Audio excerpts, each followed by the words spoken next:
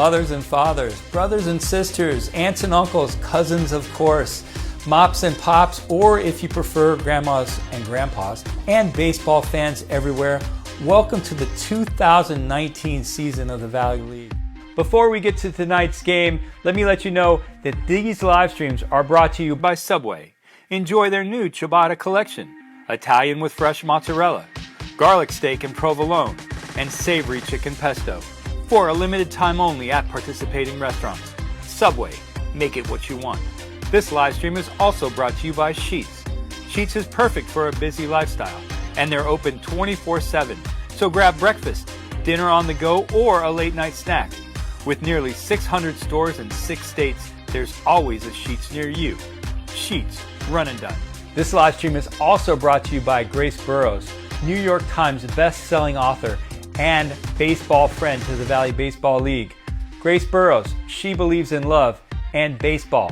Bottom line, if you can't find love on the baseball diamond, take a look at graceburrows.com. Now, here are your announcers with tonight's game.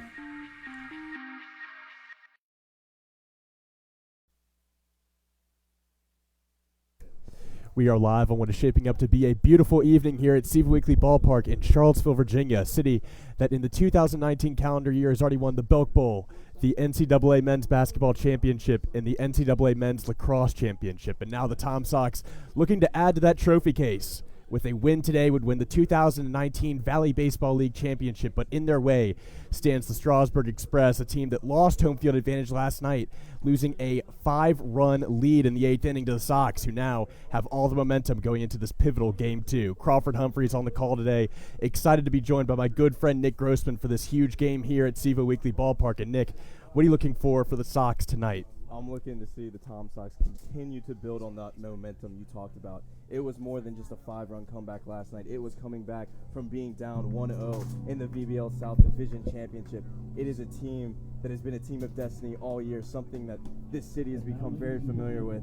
So I'm very excited to see them build on that momentum and see what they can do tonight.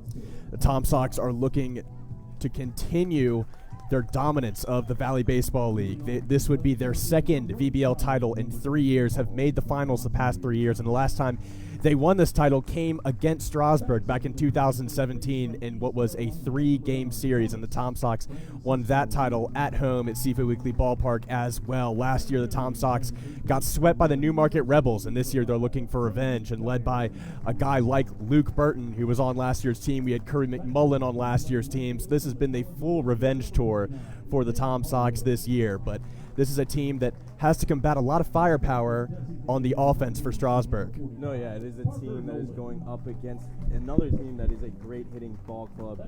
But the Tom Sox have been relying on pitching from the beginning of the season back at the end of May. So they should look to do more of that tonight. And they have guys who have been here from the start. Carter Malone getting the start is a guy who started the first game of the season for the Tom Sox. So he's familiar with this team, with the Valley League. So they go with a guy who comes in with a lot of experience.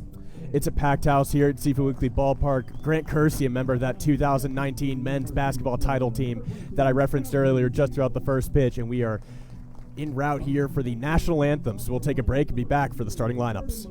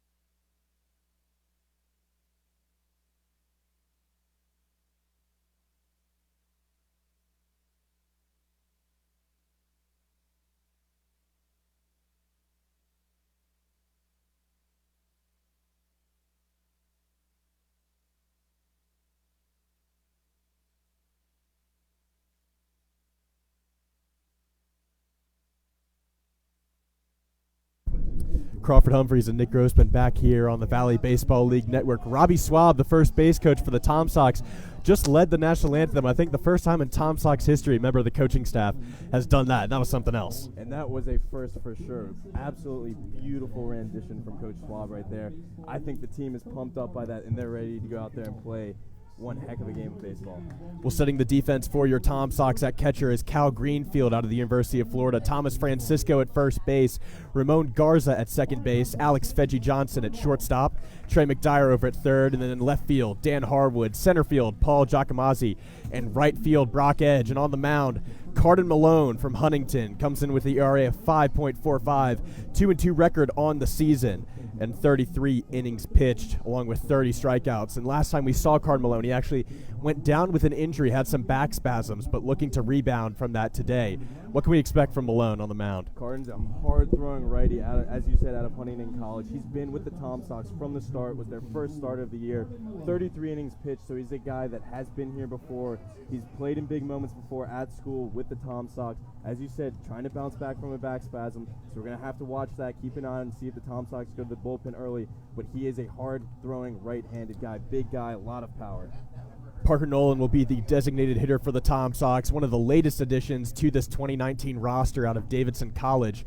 And the scheduled reliever for Malone is Sam Crawford from Georgia Tech. And Crawford, the guy that really got the Tom Sox to this point with his performance in Game 2 at Stanton. He's a guy who has been on fire of late on the mound, throwing really, really well out of Georgia Tech.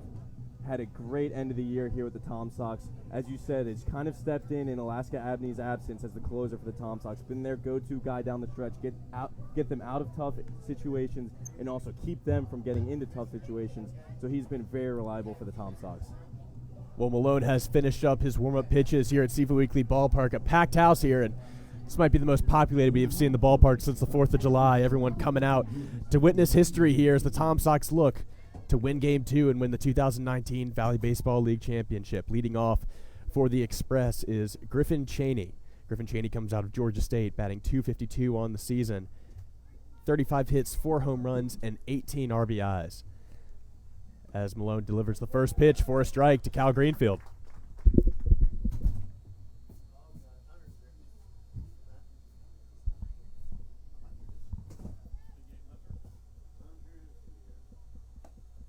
Second pitch on the way from Malone is just out the strike zone for a ball. Talking to Malone pregame, and he's not a guy that gets nervous. So even though it's a very big game, probably one of the biggest he's pitched in his young career, he said it won't get to him. Malone still looking to rebound after those painful back spasms that sidelined him the last time he was at the plate. As Malone winds up and delivers, and that one is fouled off by Chaney. So the count will even up at 2-2. But Malone thought that his summer was done after the spasms and went down and actually saw him in the dugout. It was a very painful experience as he was stretched out by one of the Tom Sox trainers. But he thought his summer was done, and here we are now in Game 2 of the VBL Championship with him on the mound. So the count is 2-2 now for Chaney. As Malone winds up and delivers, and this one is hit over the head of Feggie Johnson into left field. Harwood picks it up and throws it back in the infield, but a leadoff single for Griffin Chaney to get things going for the Express as Bryson Horn, the number 2 hitter, comes up to bat. Horn from Columbus State, batting .333 on the season. It's not the start Malone or the Tom Sox we're looking for here in this ball game. The last thing you want to do is give this Express team any more confidence at the plate than they already have. This is an Express team that looks very, very good on the stat sheet, a lot of home runs, but of course they do play at a much smaller ballpark than what we see throughout the rest of the VBL. As the first pitch is on the way for Malone, and for a second it looked like Horn was set up to bunt there, but he'll take the first pitch for a ball. Doesn't look like Malone is fully comfortable out there, still trying to work out that back a little bit. Just hope it doesn't get too tight. Getting some instruction from Robbie Swab in the dugout as he delivers for the second pitch, and this one is going to be popped straight up. Going after it is Malone, and he'll back off. And McDyer able to make the grab. So the first out is on the board for the Tom Sox. Malone with a little bit more of a cushion now, and now the number 3 hitter, Sony DeCharia, is up to bat for the Express. He comes out of Stanford batting .329, one of the best batters on this team, and not a guy that Malone wants to face in this situation with the runner already on base. He's happy that at least there's one out on the board now. Runner didn't advance, so definitely more of a favorable situation to face such a fearless hitter. DeCharia comes in with 11 home runs, 46 RBIs, a guy that's been around for the entirety of the season with the Express, but that first pitch from Malone is on the way for strike one.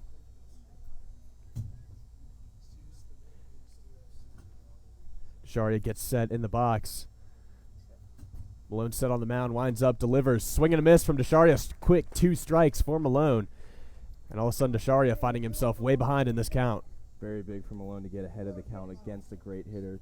It's going to be a big theme of the night. These Tom Sox pitchers have to get ahead in the count early on. Malone gets set, winds up, delivers. That one outside for ball 1. Looked like he was trying to get DeCharia to swing out of his shoes for that one. Definitely don't want to give DeCharia something he can work with because, as we have seen before, he has the ability to go yard with any swing of the bat. Malone gets set, delivers. That one's going to be low for ball 2. So the count even at 2-2, and DeCharia fighting his way back in this count. This fans still streaming in here at Seawood Weekly Ballpark. Encourage you to come out if you're listening to this from home. Malone gets set. Delivery, and that one is going to be fouled over the Tom Sox batting cage. So the count will remain at 2-2 as DeCharia steps out of the batter's box and tries to loosen himself up a little bit. I think he recognizes it's very important at bat. First inning, both teams trying to set the tone for the rest of the game. See if he can get on base.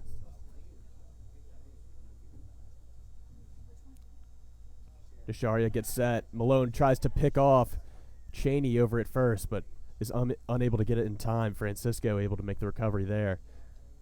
So the count is 2-2 with 1 out on the board here as Malone gets set on the mound.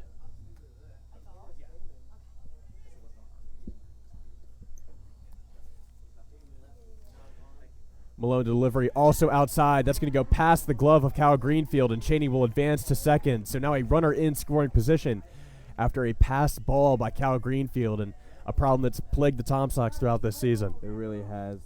And it's something you see very common in summer ball at any level. Just these pitchers and catchers haven't worked that often together. And chemistry is so important when you're doing that. And sometimes when there's lack of chemistry, you have more pass balls and wild pitches. So full count now at 3-2, 1 out on the board. Payoff pitch on the way from Malone. Malone checks Cheney at second. That one is going to be chopped fouled on the left field line. So the count will stay at 3-2, and Malone will get one last chance to end this at-bat. All of a sudden, this at-bat got even more important for both teams right now. Again, trying to set the tone early on.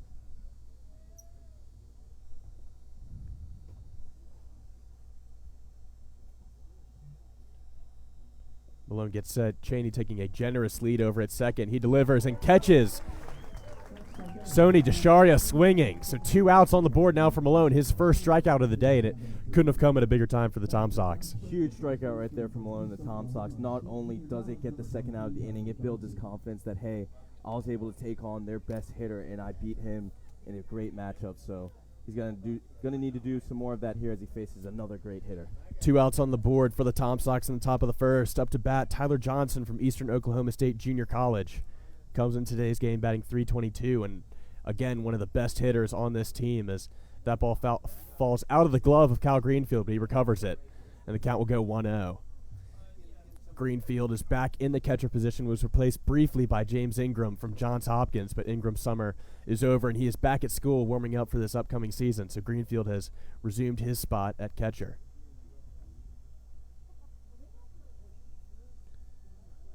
Malone gets set, delivers. That ball is going to be low for ball 2. Greenfield looked like he was going to try and make a pickoff play at second as Cheney was on his way to third, taking a generous lead there, but he will retreat back to second. And now a 2-0 count with 2 outs for Malone, who's trying to fight back here and get the third out of this inning. Malone delivers, and that one looked to be just outside of the strike zone. Count quickly goes 3-0. Malone way behind here as Johnson gets set back in the box.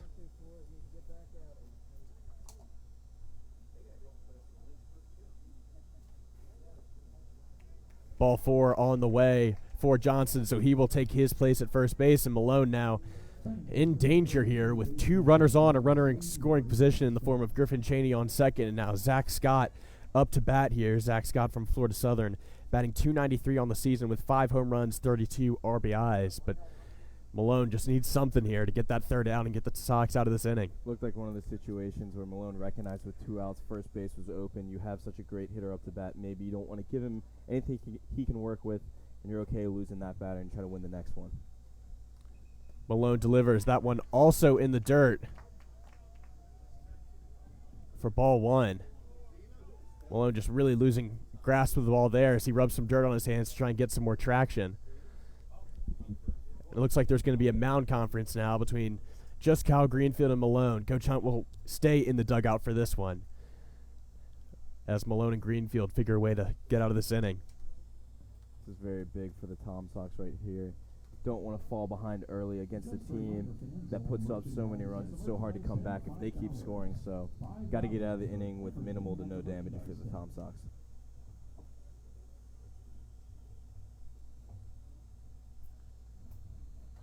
Looks like they're going to ask for a bag of rosin from the bullpen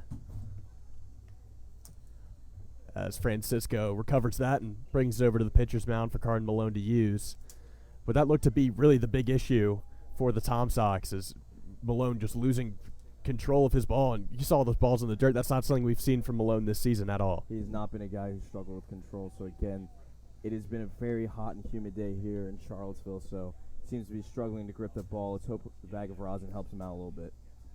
And, of course, I'm sure a little sweaty with all the nerves coming into this pivotal game, too, as Johnson gets set.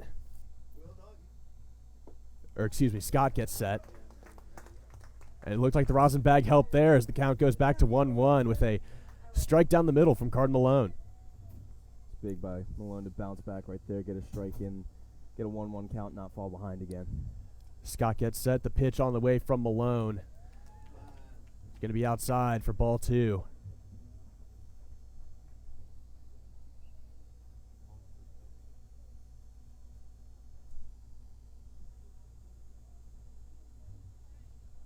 Malone set on the mound. Malone delivers.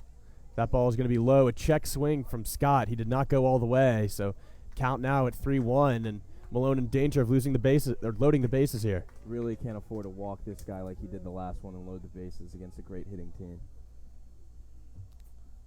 Malone gets set in the mound, delivers, and this one is going to be popped straight up. Going after it is Francisco. This one just hovering over first base, and Francisco will get it for the third out of the inning, so no blood drawn by the Strasburg Express. The Tom Sox has to get on the board and open this thing up when we're back on the Valley Baseball League Network.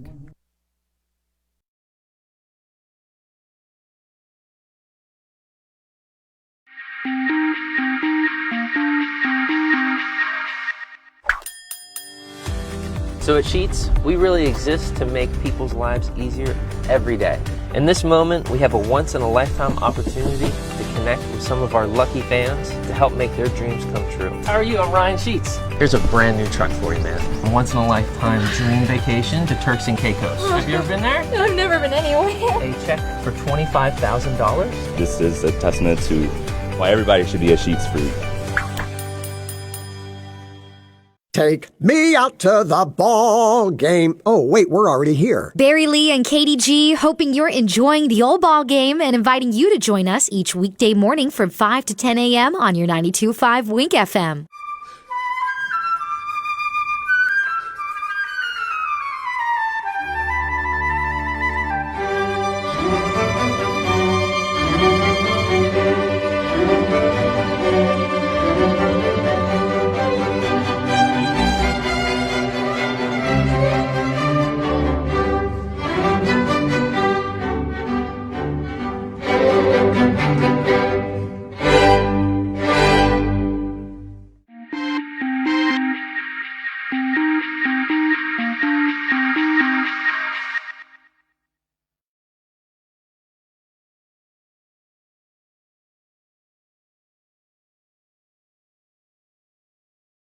Crawford Humphreys and Nick Grossman back here on the Valley Baseball League Network for the bottom of the first inning here at Seafood Weekly Ballpark. The Tom Sox held off a run from the Strasburg Express stranding 2 runners. Now the Tom Sox get their chance to get on the board, setting the defense For the Express, Holden Fielders at catcher, Tyler Johnson at first, Brett Hawkins at second, Josiah Ortiz at shortstop, Zach Scott at third base, Bryson Horn in left field, Griffin Cheney in center, and Hunter Blaylock in right field. And leading things off for the Tom Sox, none other than the center fielder Paul Giacomazzi, who's been on his own hot streak the past couple of games. He's been a late addition to the Tom Sox, but seeing the ball really well in his time here in Charlottesville.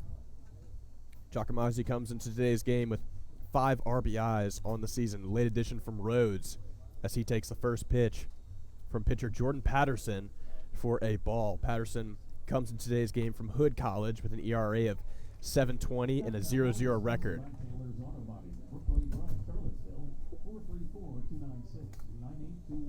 Giacomazzi fouls the second pitch from Patterson into the parking lot and will foul that one as well. So the count quickly going 1-2. And the Tom Sox in danger of putting their first out on the board here.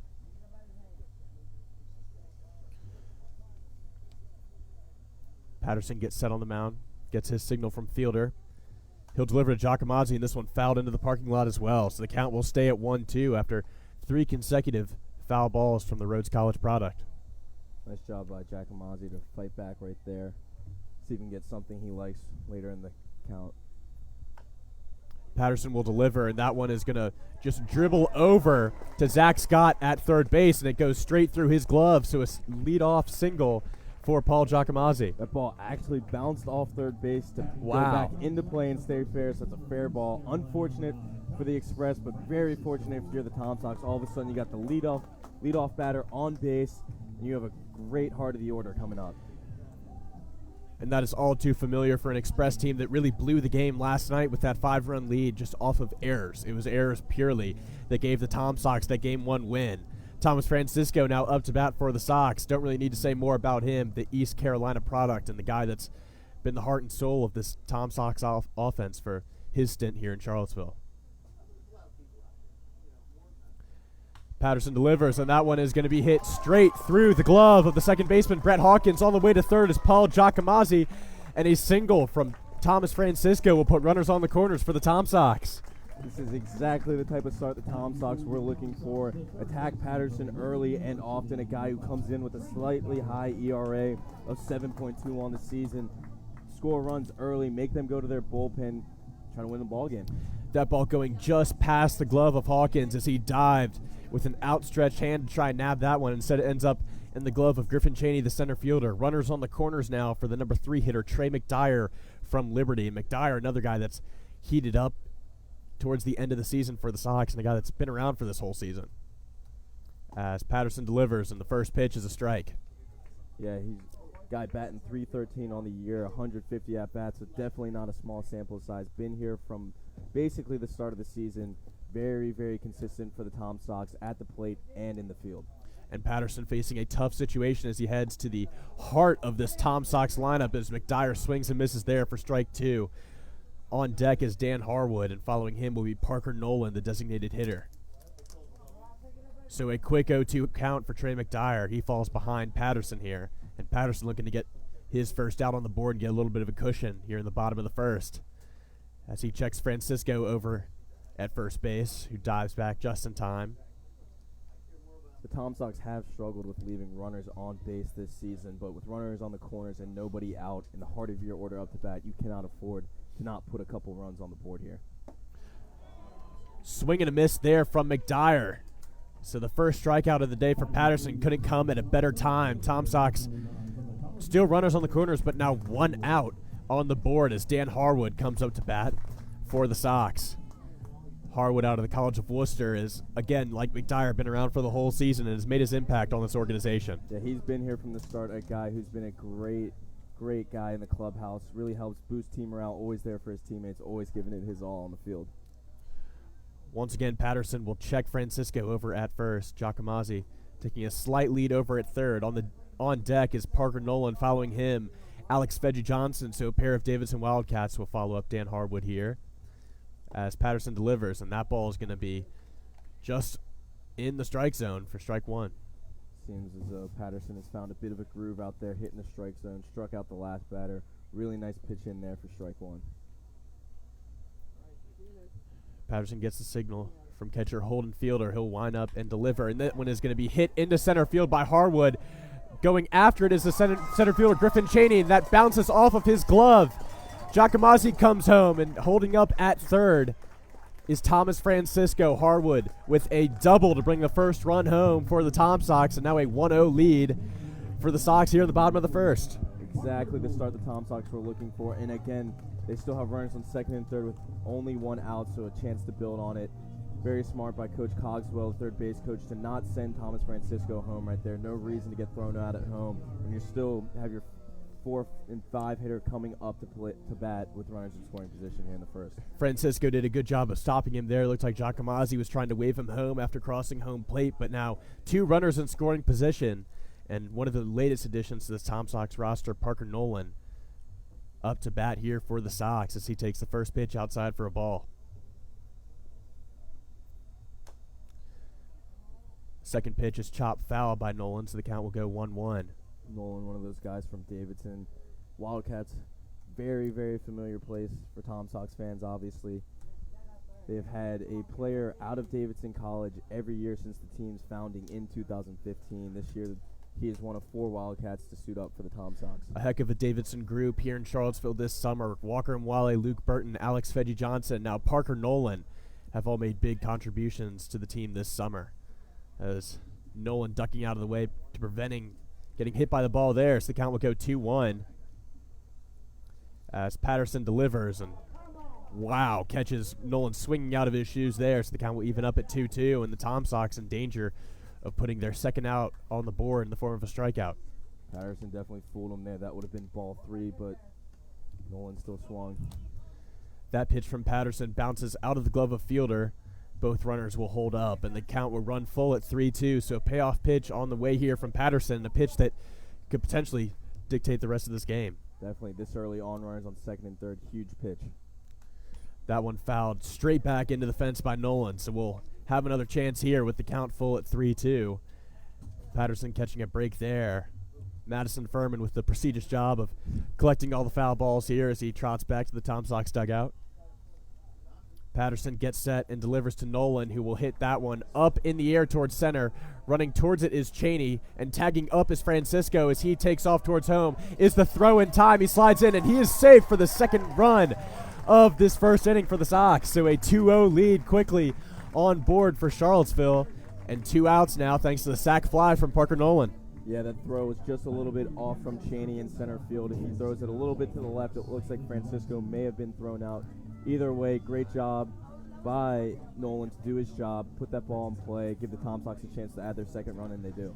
Up to bat, a guy that has made contributions on both offense and defense for this Tom Sox team since he arrived in Charlottesville, Alex Fedgy Johnson, the shortstop, and can't say enough about this kid. He is a great guy, obviously, as you said, again, from the College of Davidson, so the Wildcat connection is strong here in Charlottesville. And a guy who doesn't show up on the stat sheet a lot, but makes some very athletic plays at shortstop that we don't see here on the roster in front of us. He looks like a young Derek Jeter out there sometimes. He follows in a very solid line of shortstops for the Tom Sox this year. Greg Ryan, Kevin Madden, to name a few, and now Fedgy Johnson. As he goes up 2-0 in this count with 2 outs and a lone runner on second.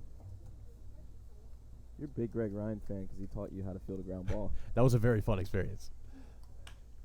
That one is hit very hard down the left field foul line. So the count will balance out at 2-1. If you want to learn more about what I'm talking about and even see it, head on over to YouTube. Check out Tom Sox TV. Scroll through a couple pages and you'll find Greg Ryan teaching Crawford Humphreys how to field a ground ball.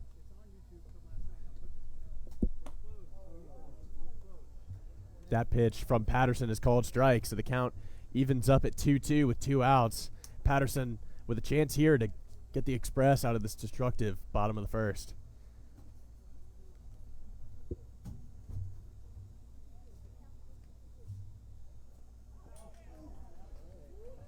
That ball will go past the glove of Holden Fielder, so now Dan Harwood stands at third, 90 feet from the third run of this first inning for the Sox. And Fedgy Johnson walks it out a little bit, now gets set back in the batter's box with a little more on the line here in this at-bat. You've seen Patterson also struggling with control, something we saw from Malone in the top of the first.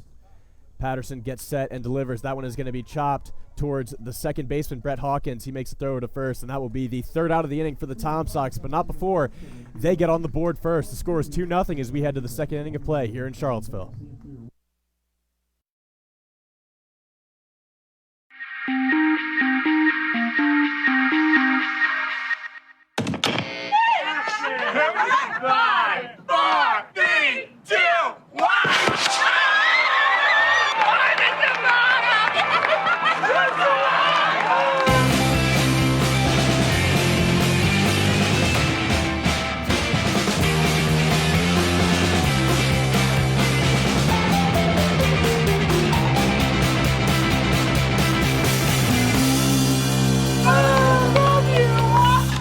If you're buying, you gotta see Ryan at Steven Toyota, where every new Toyota car, truck, van, and SUV is smile priced now to save you more. And every certified used Toyota on the lot is also smile priced at Steven Toyota, where you get more for your trade, more credit options to help you get approved, and exceptional service after the sale, too. If you're buying, you gotta see Ryan at Steven Toyota.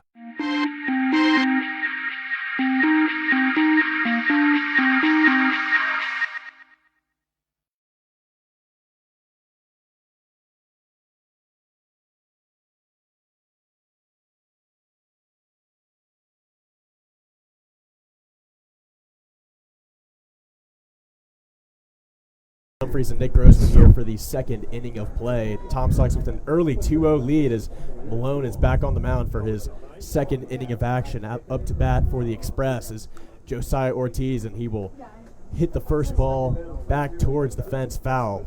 And the count will go 0-1 as Corey Hunt runs out to collect that foul ball and bring it back to the dugout. Madison Furman must be sleeping out there. Second pitch is fouled back by Ortiz, so the count quickly going 0-2 in favor of the pitcher, Cardin Malone, as he looks to hold the Express scoreless in his second inning of work. Malone winds up and delivers. That ball just a little high, so the count will go 1-2.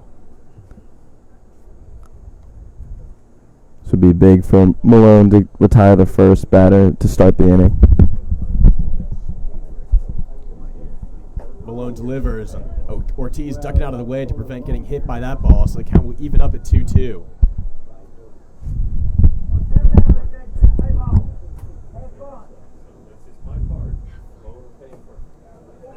That pitch out of the strike zone as well for Cardin Malone, so the count will go full at 3-2. After getting ahead in the count 0-2, it's not exactly ideal to fall behind 3-2, and then he loses them and eventually walks them. So ball 4 will be pitched by Malone, so he will now lose the first batter to a walk. So Ortiz will take his place at first base, and now up to bat Holden Fielder, number 15 for Strasburg. Fielder comes into today's game out of Lynchburg, batting .364, 8 RBIs, and 1 home run.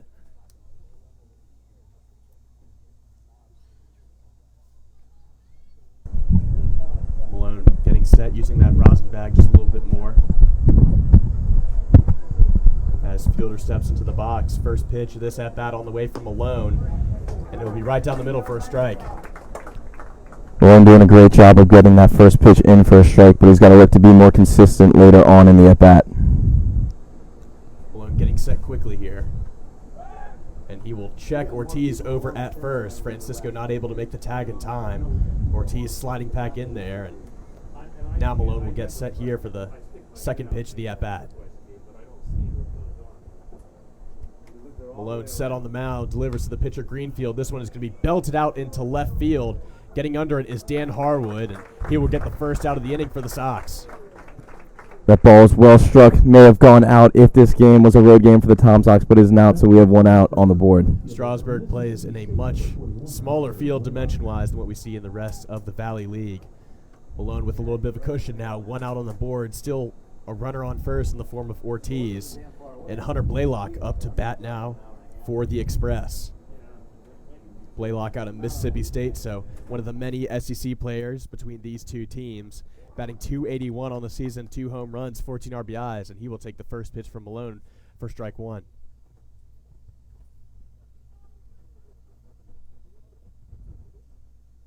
Blaylock getting set. Ortiz taking a little bit of a lead over on first as Malone delivers. Swing and a miss from Blaylock in a quick 0-2 hole. Malone ahead in the count again. Can't afford to lose this batter like he did 2 batters ago. He's got to retire him while he's ahead 0-2. Blaylock gets set, back in the box. A couple of practice swings. And now Malone gets the signal he likes from the catcher Greenfield. He will deliver, and that pitch is going to be fouled over the Tom Sox batting cage. So the count will stay at 0-2 with 1 out on the board for the Tom Sox here in the top of the second. Nice piece of defensive hitting right there by Blaylock. Fight off a pitch he didn't necessarily love, down 0-2 in the count. See if he can get something he likes here. Blaylock set in the box, awaiting the pitch from Malone, who delivers, and that one is going to be hit in the gap between left and center. Diving after it is Giacomazzi, and that one will go through his glove. So now runners on first and second for the Express. Giacomazzi unable to make the diving catch there. Athletic play there from Giacomazzi as he jumped out to make that catch. Unable to make it. He's made plenty of those, though, this season. Tom Sox have been blessed with very athletic outfielders this year. Guys patrolling the outfield, being their pitchers' best friends, tracking down fly balls, line drives. And now Malone in a tough spot here. Same spot he was in the top of the first. Runners on first and second. Facing the 9th hitter, Brett Hawkins.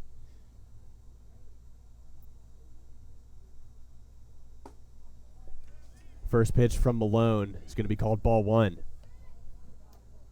would be big for Strasburg if they could bounce back after falling behind 2-0 early in the first inning. Get some runs of their own here and get on the board. Brett Hawkins comes out of Young Harris, batting .279 with 2 home runs, 10 RBIs. He is going to hit that one directly into the glove of McDyer. Double play on the way for the Tom Sox, and they are able to make it. McDyer turns the double play.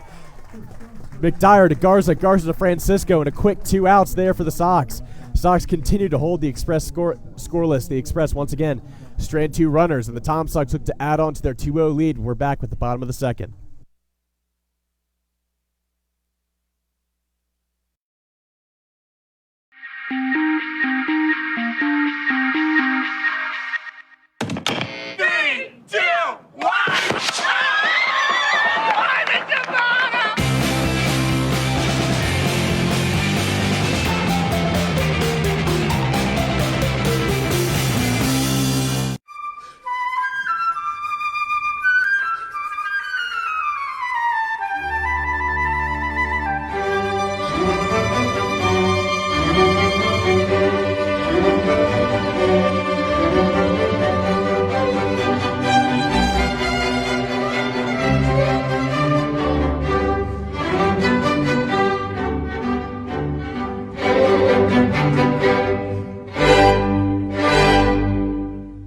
Take me out to the ball game. Oh, wait, we're already here. Barry Lee and Katie G, hoping you're enjoying the old ball game and inviting you to join us each weekday morning from 5 to 10 a.m. on your 92.5 Wink FM.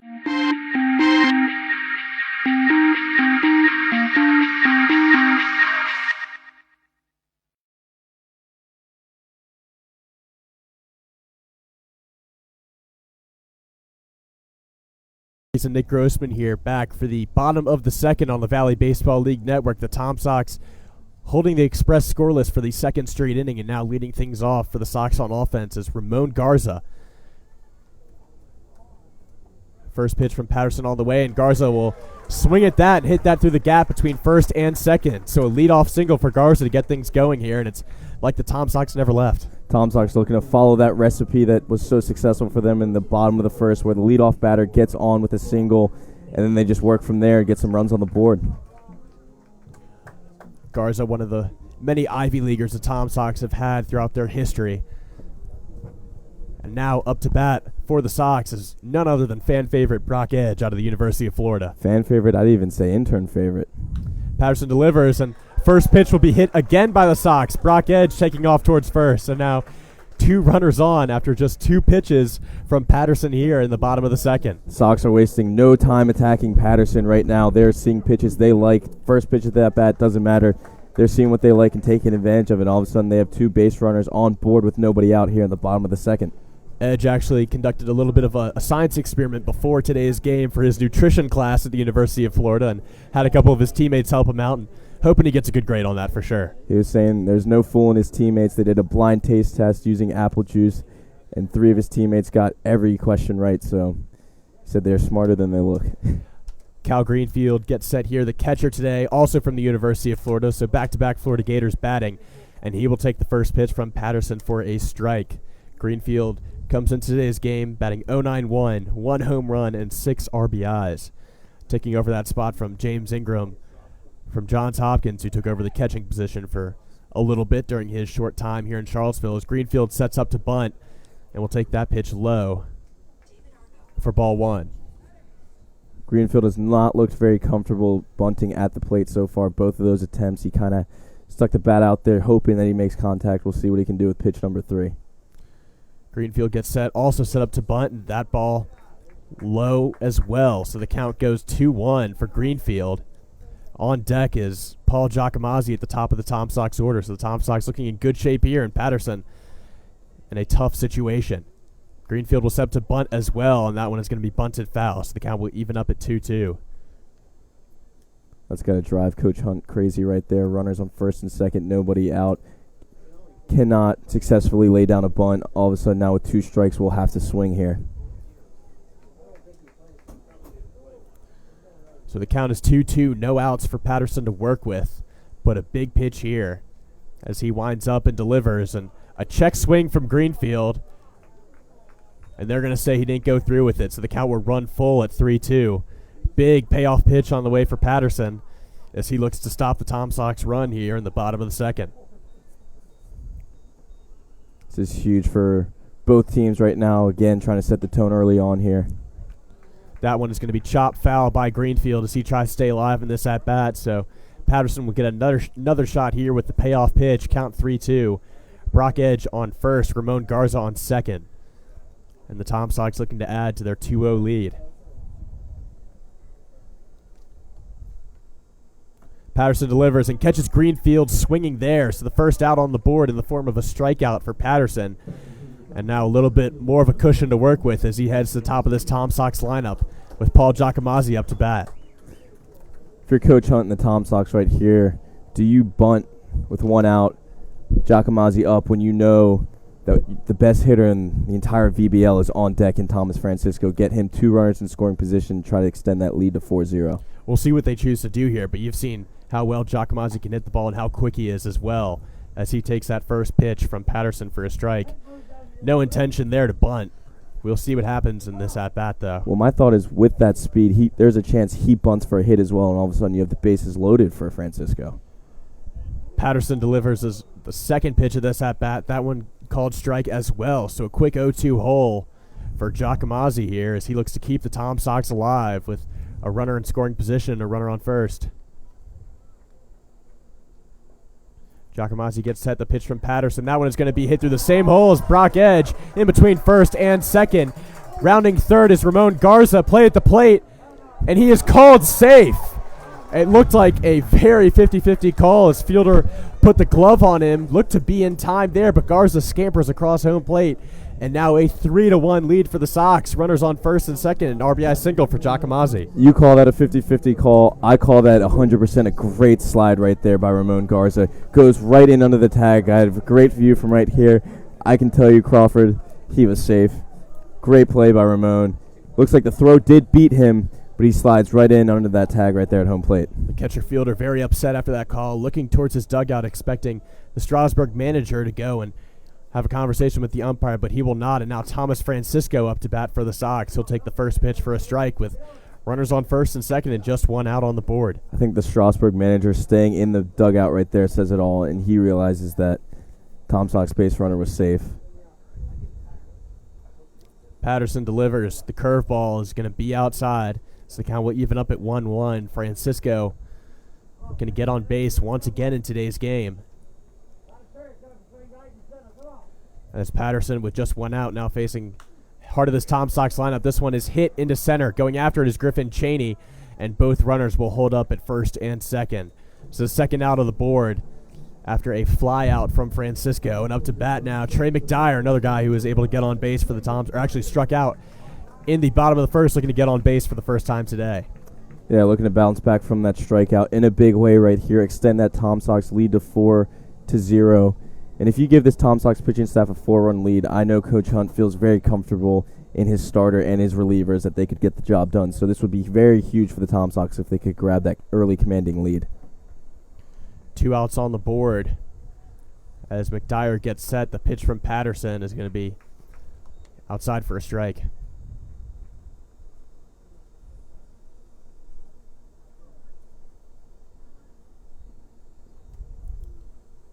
McDyer getting set. Pitch from Patterson. Swing and a miss there from McDyer.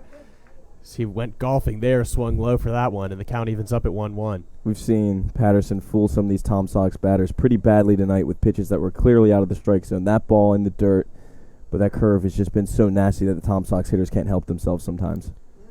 Patterson delivers for strike 2 there, so the count goes 1-2, and McDyer in danger of putting a third out on the board for the Sox here in the bottom of the second. This would be big for Patterson and the Express if they can minimize the damage here, keep it at 3 runs, very manageable, especially with such a potent offense. Patterson delivers, and another swing and a miss from McDyer, so the strikeout ends the inning for the Sox. Not before they put one more run on the board. The score is 3-0 as we head to the third inning. We return on the Valley Baseball League Network.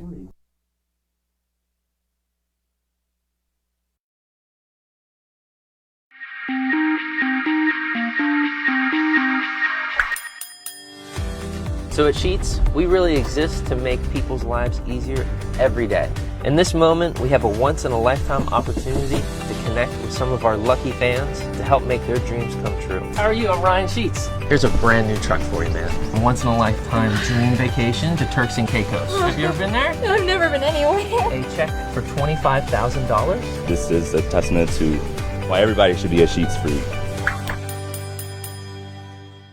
If you're buying, you gotta see Ryan at Stephen Toyota, where every new Toyota car, truck, van, and SUV is smile priced now to save you more. And every certified used Toyota on the lot is also smile priced at Stephen Toyota, where you get more for your trade, more credit options to help you get approved, and exceptional service after the sale, too. If you're buying, you gotta see Ryan at Stephen Toyota.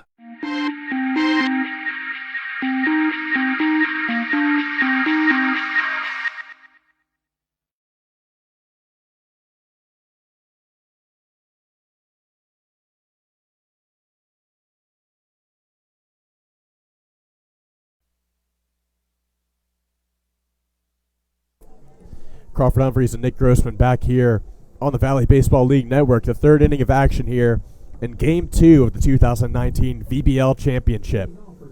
On the mound once again for the Tom Sox, Card Malone. He has held the Express scoreless for the past 2 innings. And Nick, what are we looking for the Sox on defense here in the top of the third? So far they've been mistake-free on defense. Malone has gotten more control on the mound, so they look to do more of that and keep these Express shut out so far.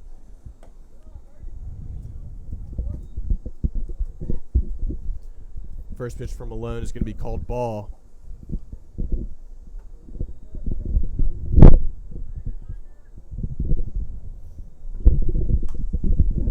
That pitch going to be fouled over the Tom Sox batting cage. So the count will even up at 1-1 as Malone looks to get his footing here after a shaky top of the first inning. And as you like to say, that is Mike Paduano's worst nightmare as a foul ball goes into the woods and is lost. Malone delivers that one outside. Greenfield having to hop over a little bit and get that one. So the count will go 2-1 after that ball from Malone. It's been a tale of 2 different innings here for Card Malone. A shaky top of the first, but after his mound visit with Cal Greenfield and using the rosin bag for a little bit, he had a very solid second inning, and Strasburg remains scoreless here and in a 3-run hole. That ball once again, Mike Paduano's worst nightmare, is fouled into the trees behind us at Sevo Weekly Ballpark, so the count will even up at 2-2. I think it'll all be okay if Malone can retire the batter right here, and it'll be a worthwhile at bat.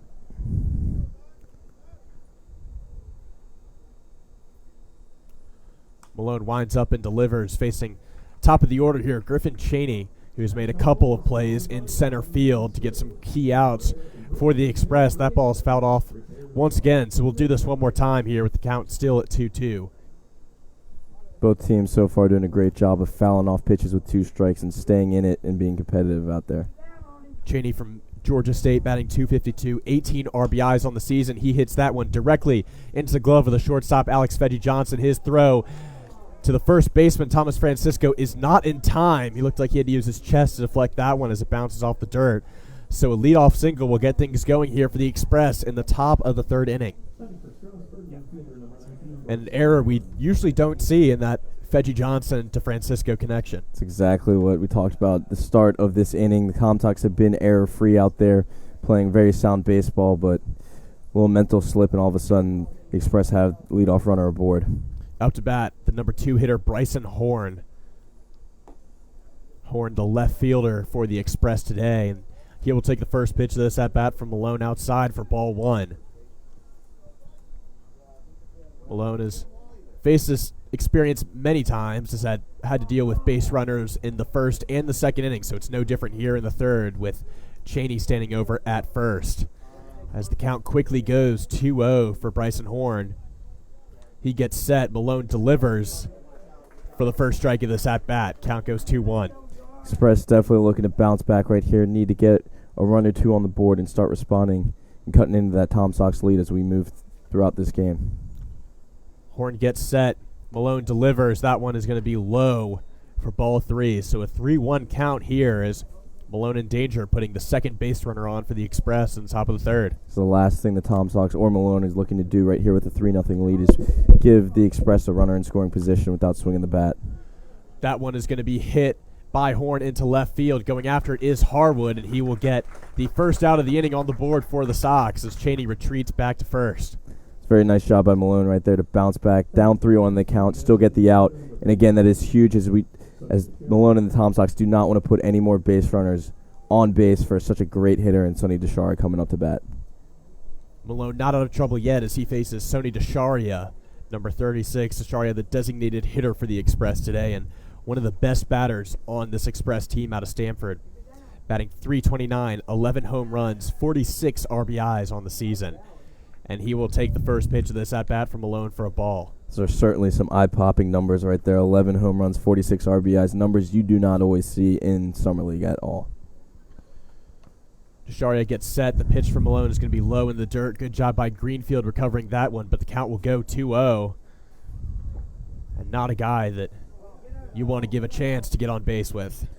Don't want to give him a chance to get on base or give him something he likes when you're trying to fight back into the count. That one is going to be chopped down the third base line. It bounces over the glove of McDyer. Heading towards third is Chaney. The throw from Harwood is back to Ramon Garza at second. So runners on the corners with 1 out for Malone to work with. And the first taste of adversity for Card Malone in today's game. See how he bounces back right here. And he does not have an easy task at hand as he faces Tyler Johnson, such a great hitter, batting .322 on the year. 10 home runs, 30 RBIs. So a guy who has done it time and time again for the Express this season. Tyler Johnson out of Eastern Oklahoma State Junior College and looking to get his 31st RBI of the year as Chaney stands 90 feet away from the first run of this game for the Express. Pitch on the way from Malone and a swing and a miss from Tyler Johnson. Johnson took a big cut at that. Looked like he was trying to tie this ball game with just one swing of the bat. Johnson once again getting set as Malone winds up, delivers, and another swing and a miss there. It looked like he actually fouled that one back into the glove of Greenfield. So the count will go 0-2. Gordon Malone looking for another strikeout. Very big for Malone right there to get ahead in the count 0-2. Now see if he can get Johnson to maybe chase something right here. Get strike 3 and out, number 2 of the inning. Malone gets set, and a swing and a miss from Tyler Johnson. A strikeout. Couldn't have come at a better time for Card Malone. That's 2 outs on the board, and now the Express in danger of stranding 2 runners as Zach Scott comes up to bat for the Express. Scott out of Florida Southern batting .293. Another big hitter here with 5 home runs, 32 RBIs, but Malone with all the confidence in the world after that strikeout. Malone, a big confidence guy. You know when he strikes someone out, he feels like he's invincible and he's going to go get the next guy for another strikeout. Malone gets set, delivers, and that one is going to be popped up. Going after it is the right fielder, Brock Edge, and he will casually walk under that one and get the third out of the inning. So Malone once again evading any danger here from the Express. 3 scoreless inning for the Express, and the score is still 3-0. We'll be back with the bottom of the third here on the Valley Baseball League Network.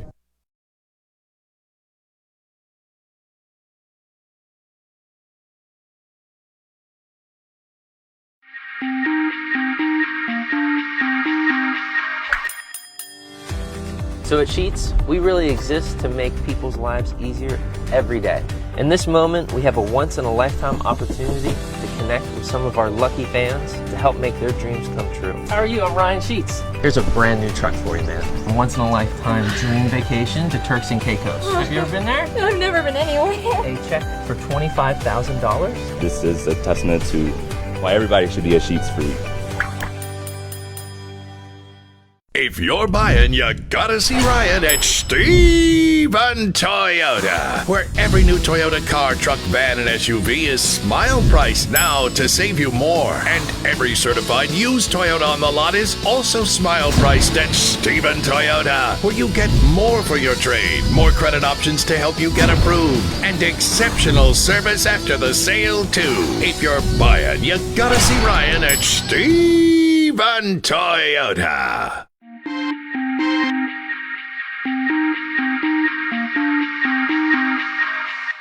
Crawford Humphreys and Nick Grossman here on the Valley Baseball League Network. The Tom Sox take their 3-0 lead after another scoreless inning for the Express into the bottom of the third. They look to extend that lead as none other than Dan Harwood takes the plate for the Sox out of the College of Worcester. And he fouls the first pitch back. Count goes 0-1. Tom Sox look to expand on that 3-run lead again. They have been great this season when they have the early lead, holding on to it with great pitching and even better hitting. Patterson out for his third inning of work. And a rocky start here for the pitcher out of Hood.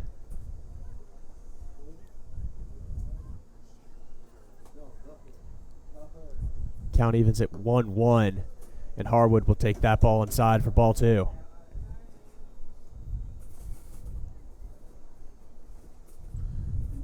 On deck, Parker Nolan, the designated hitter, followed by Alex Fedgy Johnson. So a tough part of the lineup for Patterson to face here in the bottom of the third. And Tom Sox looking to extend their 3-0 lead as that one is fouled into the parking lot by Harwood, and the count evens at 2-2. This is big for Patterson. Again, he cannot afford to give up any more runs. And what's been key for the Tom Sox is every inning so far they've had the leadoff guy make it a board. Patterson delivers. This one chopped foul by Harwood. Looked like it might have bounced fair there. A little frustrated with himself as the count stays at 2-2. Harwood saw something he thought he could take advantage of right there. Wasn't able to do so as he fouled it off. Was not thrilled with himself, as you said. Can't say enough about Harwood and his contributions to the Sox this summer. 4 home runs, 32 RBIs. As he swings and misses there, the pitch from Patterson for strike 3. So the first out on the board in the form of a strikeout, and the second straight strikeout for the pitcher, Jordan Patterson. Struck out McDyer to end at the bottom of the second inning, and now striking out the leadoff hitter here in the bottom of the third is Parker Nolan, the designated hitter for the Sox today, steps into the box out of Davidson College.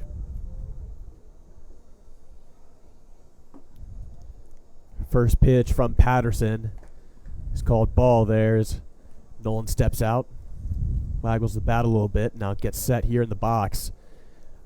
Fielder gives the signal to Patterson. Patterson winds up and delivers, and a big swing and a miss there from Nolan, who swung out of his shoes for that one. Again, we've seen Patterson fool these Tom Sox batters a couple times and make them look silly. That was another example of it. Patterson delivers. This one hit straight towards the second baseman, Hawkins. Hawkins will toss over to Johnson at first for the second out of the inning. So a quick 2 outs here for the Express in the bottom of the third. It looks like Patterson is finally finding his comfortable spot here on the mound. Yeah, we see both pitchers starting to get in a bit of a groove, as although Malone got touched up a little bit last inning, was still able to get out of the jam. So both pitchers, as you said, this is a game 2 of a championship series, so nerves are a factor, but they're starting to settle in on the mound out there.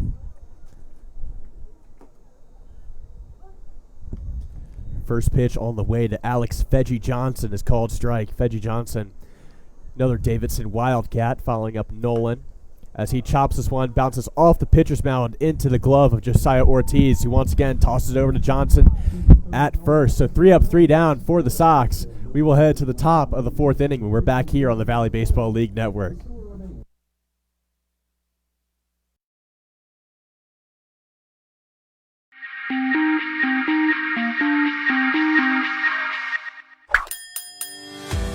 So at Sheets, we really exist to make people's lives easier every day.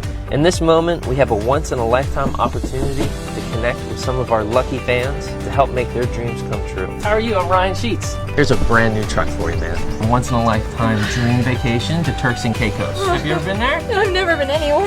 A check for $25,000. This is a testament to why everybody should be a Sheets freak. Will you have lunch with me? I don't believe it.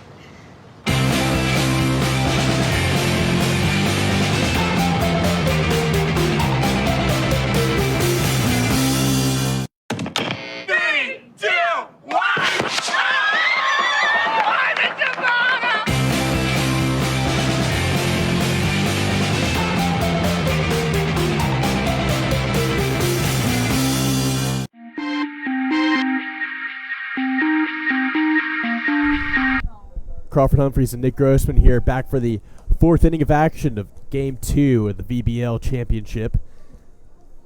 Tom Sox still hold a 3-0 lead after their first scoreless inning of the day. Malone out for his 4th inning of action as the leadoff hitter, number 5, Josiah Ortiz, grounds out to the third baseman, Trey McDyer, who makes the play over at first for out number 1. It's exactly the start Malone was looking for in this inning. Kind of got off to a slow start in the top of the 3rd, gave up a couple of base runners, was able to get out of the jam, but that will do wonders for his confidence retiring that first Express batter. Malone with 3 strikeouts on the day. He's pitched 32 strikes already. As Holden Fielder steps up to bat now for the Express. That ball almost hitting him on the shoulder. So the count goes 1-0 after an errant pitch from Malone. That was a couple inches away from the Express having their first runner aboard this inning. That ball going to be outside, straight into the glove of catcher Cal Greenfield, but the count will go 2-0. 1 out already on the board for the Sox as Malone winds up, delivers straight down the middle for strike 1 of this at-bat. So a 2-1 count here for Malone as he looks to fight back in this at-bat. Malone gets set, delivers straight into the glove of Greenfield, but that one is going to be low, a little bit of a 50-50 ball there from the ump, and the count will go 3-1 here in favor of the batter fielder.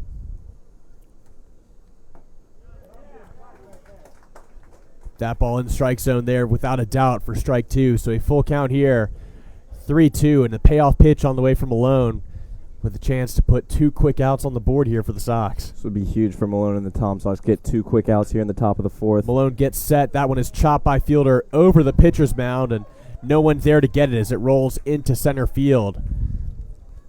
So a single there by Holden Fielder, the number 7 hitter, to get things going here in the top of the 4th inning for the Express. Hunter Blaylock now up to bat. The Express cannot afford to leave any more base runners on here as they trail by 3 runs in the 4th inning. Got to start getting some runs on the board.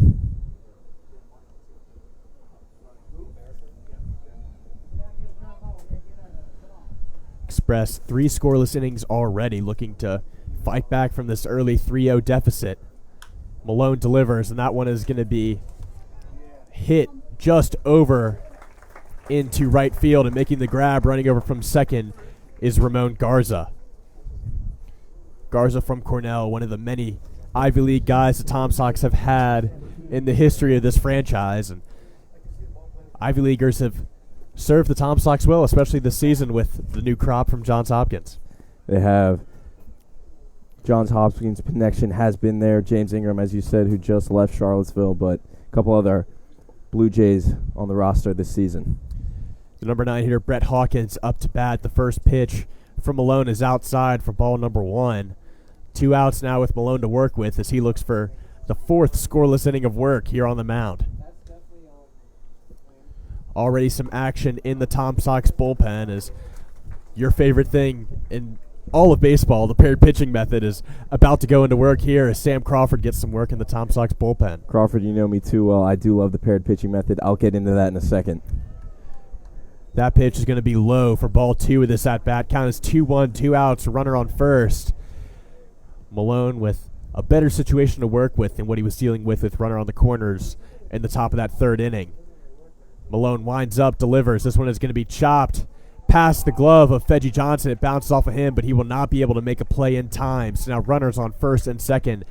But 2 outs for Malone to work with. Fedgy Johnson just unable to contain that one as it bounced pretty hard towards him. It was a tough play for Fedgy Johnson. I'm not sure even if he corrals that ball right there, he's able to get the express runner out at second or first. But anyway, Malone will have to bounce back here with 2 outs. Runner on first and second. Express still looking to get their first run of the night. The Express now head to the top of their order. Griffin Chaney, the center fielder, up to bat.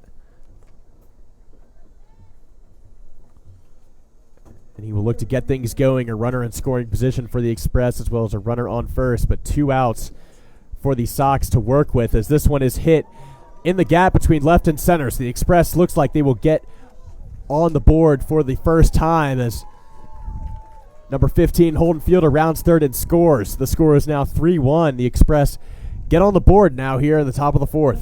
That's big for Strasburg. They had to get on the board at some point and cut into this Tom Sox lead before we got too late in the game and Tom Sox went to their relievers. But Malone's still not out of the trouble yet as we have a mound visit. So the lead is now just 2 for the Sox after that single from the leadoff hitter Griffin Chaney. Coach Corey Hunt will head to the mound, and it looks like Sam Crawford will come out of the bullpen to pitch for the Sox here and take things over after the Express draw blood here in the top of the 4th. We'll be back here on the Valley Baseball League Network as Sam Crawford starts his stint on the mound and Malone heads to the dugout. His day is now over. We'll be back after these messages.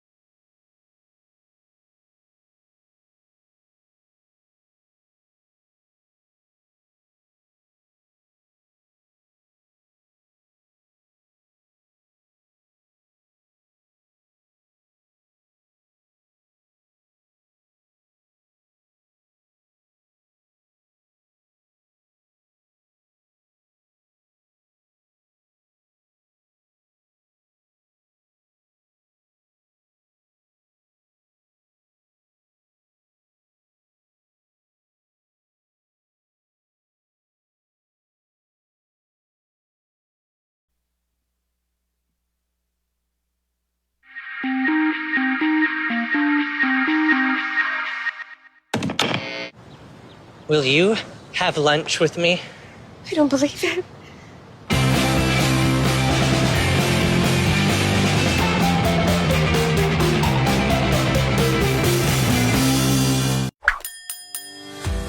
So at Sheets, we really exist to make people's lives easier every day.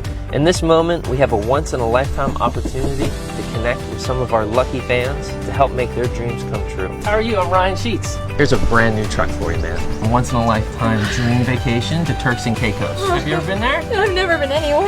A check for $25,000. This is a testament to why everybody should be a Sheets freak.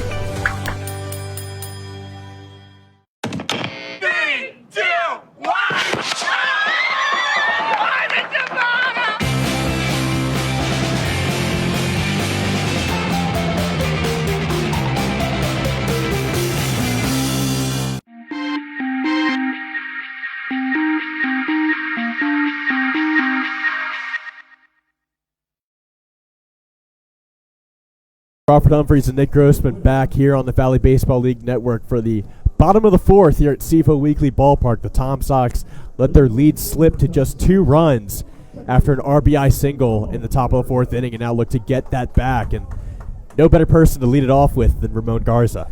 Guy's been there from the start for the Tom Sox. Loves being here. Embodies everything that is great about the Tom Sox. Garza 1 home run, 18 RBIs on the season. And like the guys above him, McDyer and Harwood, a guy that has been around for the entirety of this 2019 campaign. 2 quick pitches from Patterson to start this inning, and 2 strikes. So the count is 0-2, Garza falling behind early. He gets set, Patterson delivers, and a ball in the dirt. Garza will be thrown out at first by the catcher Holden Fielder, and a quick out on the board here for the Express. Up to bat now, number 44, the Florida Gator, and like you said earlier, intern favorite, Brock Edge. Edge has already been on base in today's game. I think every time Edge comes to the plate, I'm just going to add another fun fact about him. He is the best ping pong player on the Tom Sox roster. That pitch from Patterson is going to be low for ball 1. I actually got to interview Brock at his host family's house, and he and Devin Hemingway, the Florida Gator who was with the Tom Sox earlier this season, played a little ping pong, but he is dominant. He also taught Devin Hemingway how to play basketball this summer.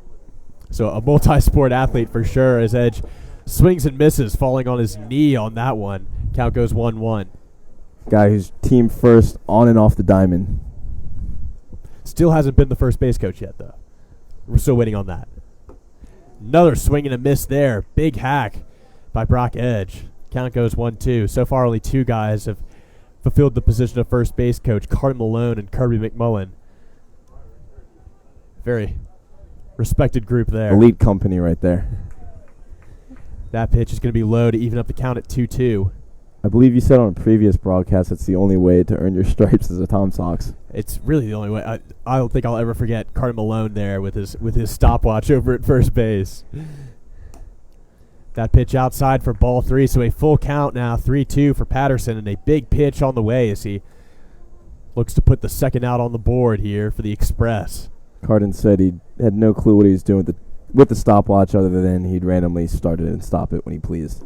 Patterson delivers, and he will walk Brock Edge. So Brock Edge will take his place over at first. And now up to bat here for the Sox. The catcher, Cal Greenfield, another Florida Gator here. Brock Edge getting things going here in the bottom of the fourth as the Tom Sox look to get their lead back to what it was. It stands at just 2 runs, and in the Valley League, a 2-run lead is not good for much, especially at only the 4th inning of play. That pitch is going to be hit by Greenfield. It's going to be picked up by Hawkins, the second baseman, and they will turn a double play. Hawkins flips it over to Ortiz at second, who delivers to first base. So a quick 3 outs there for the Express. They continue to hold the Tom Sox scoreless. The count is 3-1 as we head to the 5th inning of play on the Valley Baseball League Network.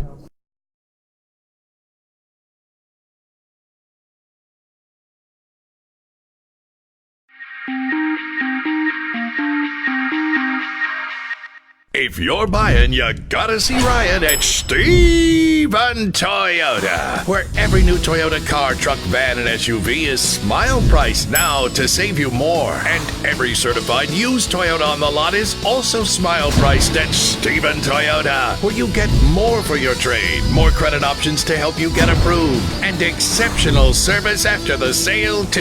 If you're buying, you gotta see Ryan at Stephen Toyota.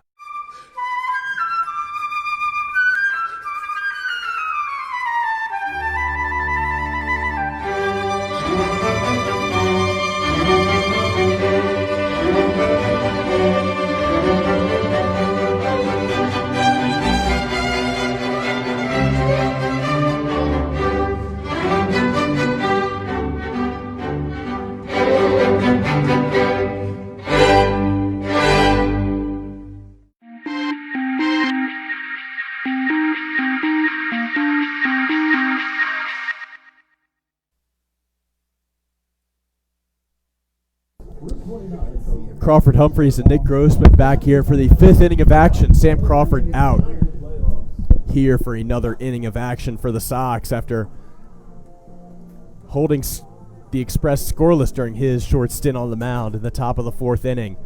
However, the Express able to cut the Tom Sox lead to just 2 runs, so it is 3-1 here, and the Express looking to fight their way back into this ball game.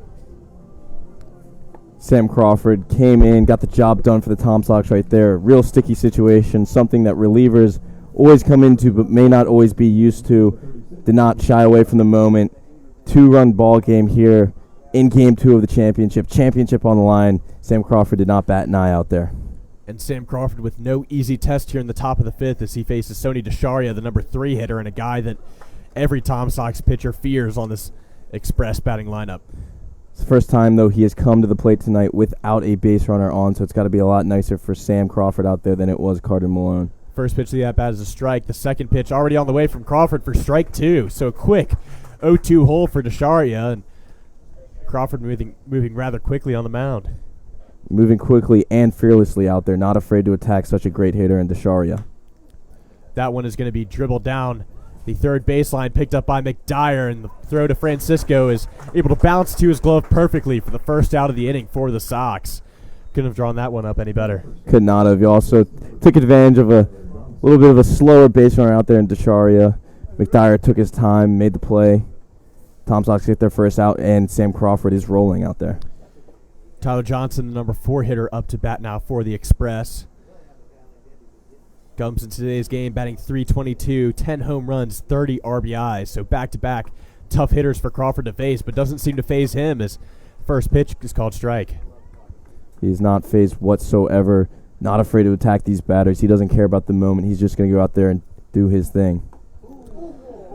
Crawford comes in today's game with a 4.0 ERA, 9 innings pitched, 12 strikeouts, and a nasty strike there as the count goes 0-2, and catches Tyler Johnson swinging. I mean, talk about some momentum on the mound there for Sam Crawford, a quick 2 outs. Some momentum. How about some confidence? You could see the way he strutted off the mound after that at bat that he knows he's throwing his best stuff, and when he throws his best stuff, the Express batters are going to struggle to deal with it. He's got his swagger back after that solid clutch performance in Stanton in Game 2.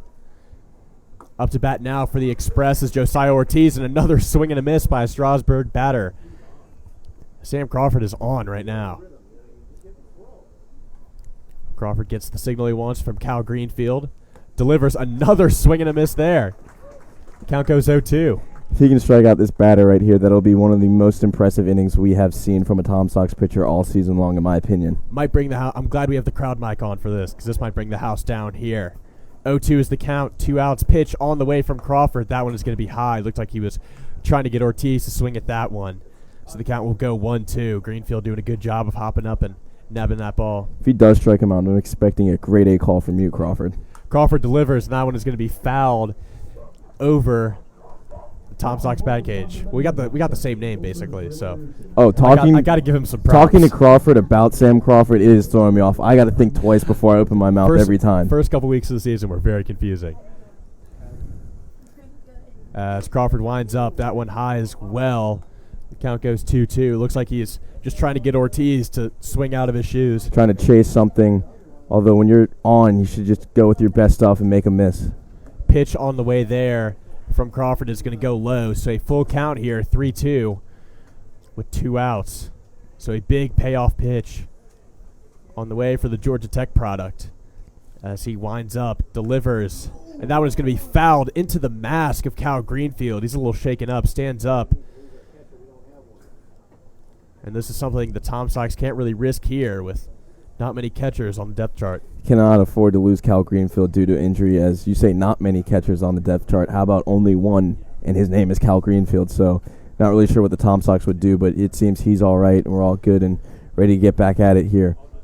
Corey Hunt heads over to home plate to check on Greenfield. He waves him off, gives him the thumbs up, and says he's all right. Of course, catchers have to be tough as nails when you're in that position. And then Cal is also just tough all-around baseball player, so he is. It's going to take a little more than that to knock him out.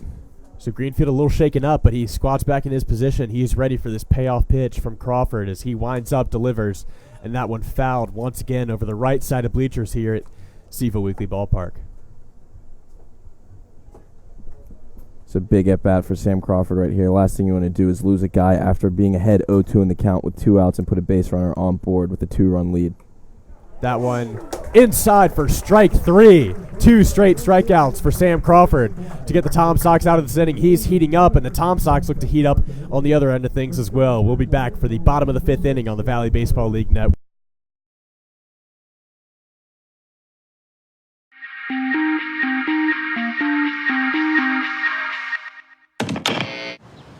Will you have lunch with me? I don't believe it.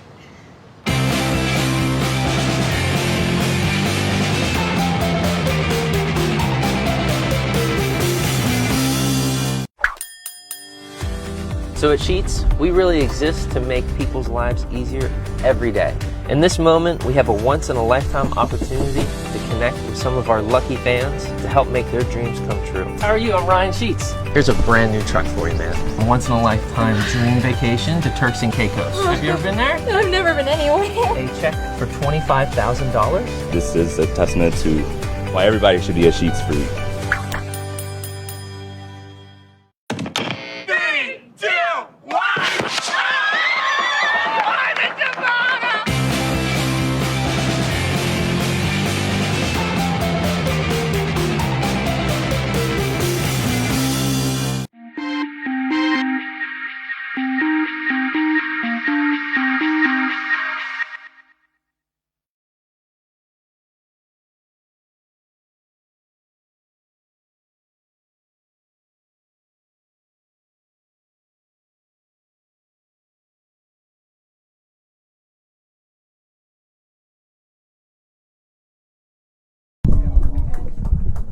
We're back on the Valley Baseball League Network. Crawford Humphreys and Nick Grossman here after a heck of a top of 5th inning from the Tom Sox defense, and especially the new pitcher on the mound, Sam Crawford. Giacomazzi up to bat for the Sox. He will lead things off as Patterson once again facing the top of this Tom Sox order. First pitch is a strike, and the second pitch catches Giacomazzi for a swing and a miss, strike 2. As you said, heck of an inning for Sam Crawford, a guy who looks very confident out there in his stuff, something the Tom Sox will need as they look to hold on to this lead throughout the middle part of this game. And a quick 3 strikes pitch there by Patterson to strike out the leadoff hitter, Paul Giacomazzi. So 1 out already on the board for the Sox, and Giacomazzi struggling a little bit at home plate today. He is struggling to see the ball a little bit. Game is still early, so he'll have a couple more chances out there, but so far it has not been his night at the plate. Up to bat, Mr. Reliable for the Tom Sox, number 2 hitter Thomas Francisco out of ECU, and on cue hits that one, but it will be recovered by the shortstop, Josiah Ortiz, and thrown over to first. Looked like he was going to get a little bit of an advantage there as it skipped over the pitcher's mound. I'm not sure if this was great planning by the Express defense, but the shortstop was shaded over a bit to second base, so a ball that typically would go up the middle for a base hit and a single is recovered by the shortstop, thrown to first base, and Thomas Francisco is retired. So a quick 2 outs for the Tom Sox, and the Tom Sox in danger of what we've seen for basically this whole season, just inconsistent batting and not being able to consistently put runs on the board. 2 scoreless innings for the Sox coming into the bottom of this 5th inning, and the first pitch to McDyer is called strike. The team has relied upon big innings throughout this season and not a consistent offensive performance, but I don't think 3 runs is enough to beat this Strasburg Express team. McDyer also having a tough day along with Giacomazzi. He's 0 for 2 coming into this at-bat, and the count evens out for him at 1-1.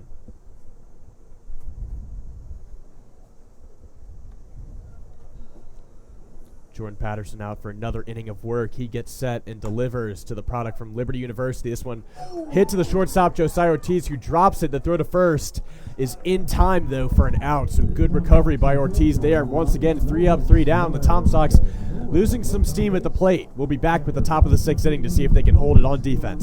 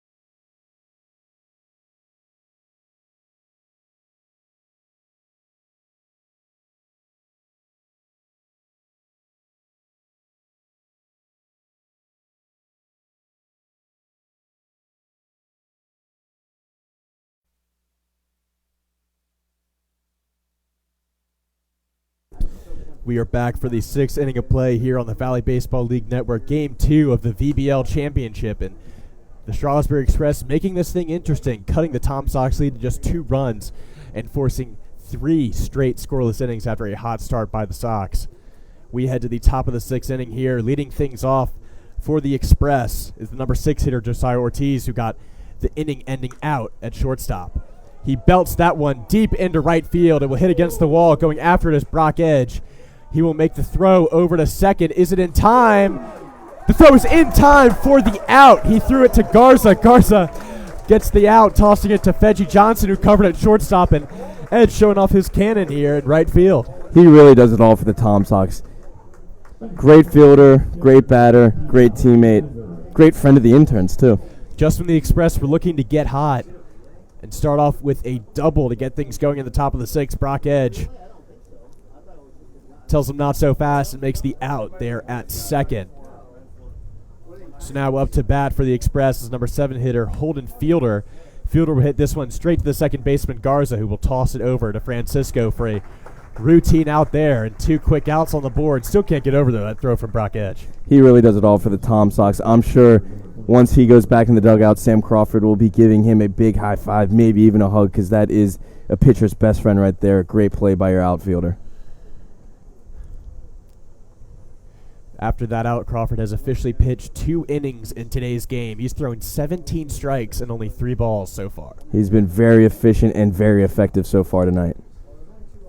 The first pitch to the number 8 hitter Hunter Blaylock is called ball.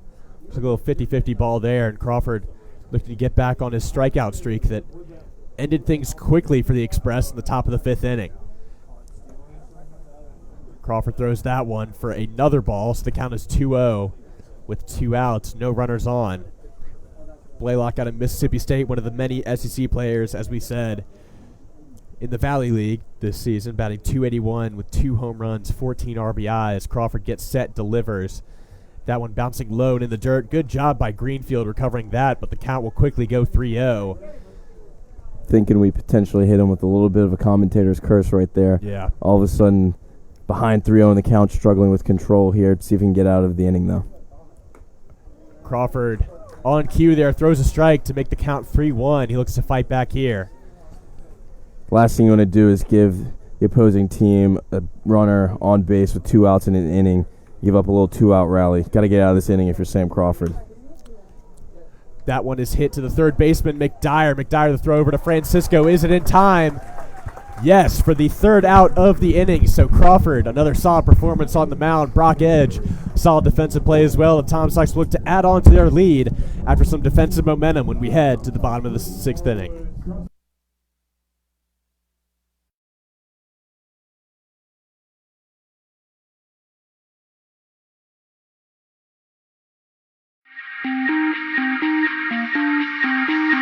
Hey baseball fans, Graham Knight here with the Valley Baseball League, and I want to take a second to introduce you to a close personal friend of mine, Grace Burrows.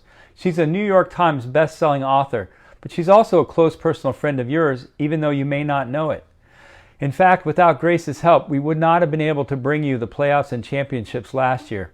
Thanks to her, we were able to cover every single game. And thanks to her, this year we had all the gear we need to support 11 different sites throughout the Shenandoah Valley. Take a second and look at her latest book, When a Duchess Says I Do.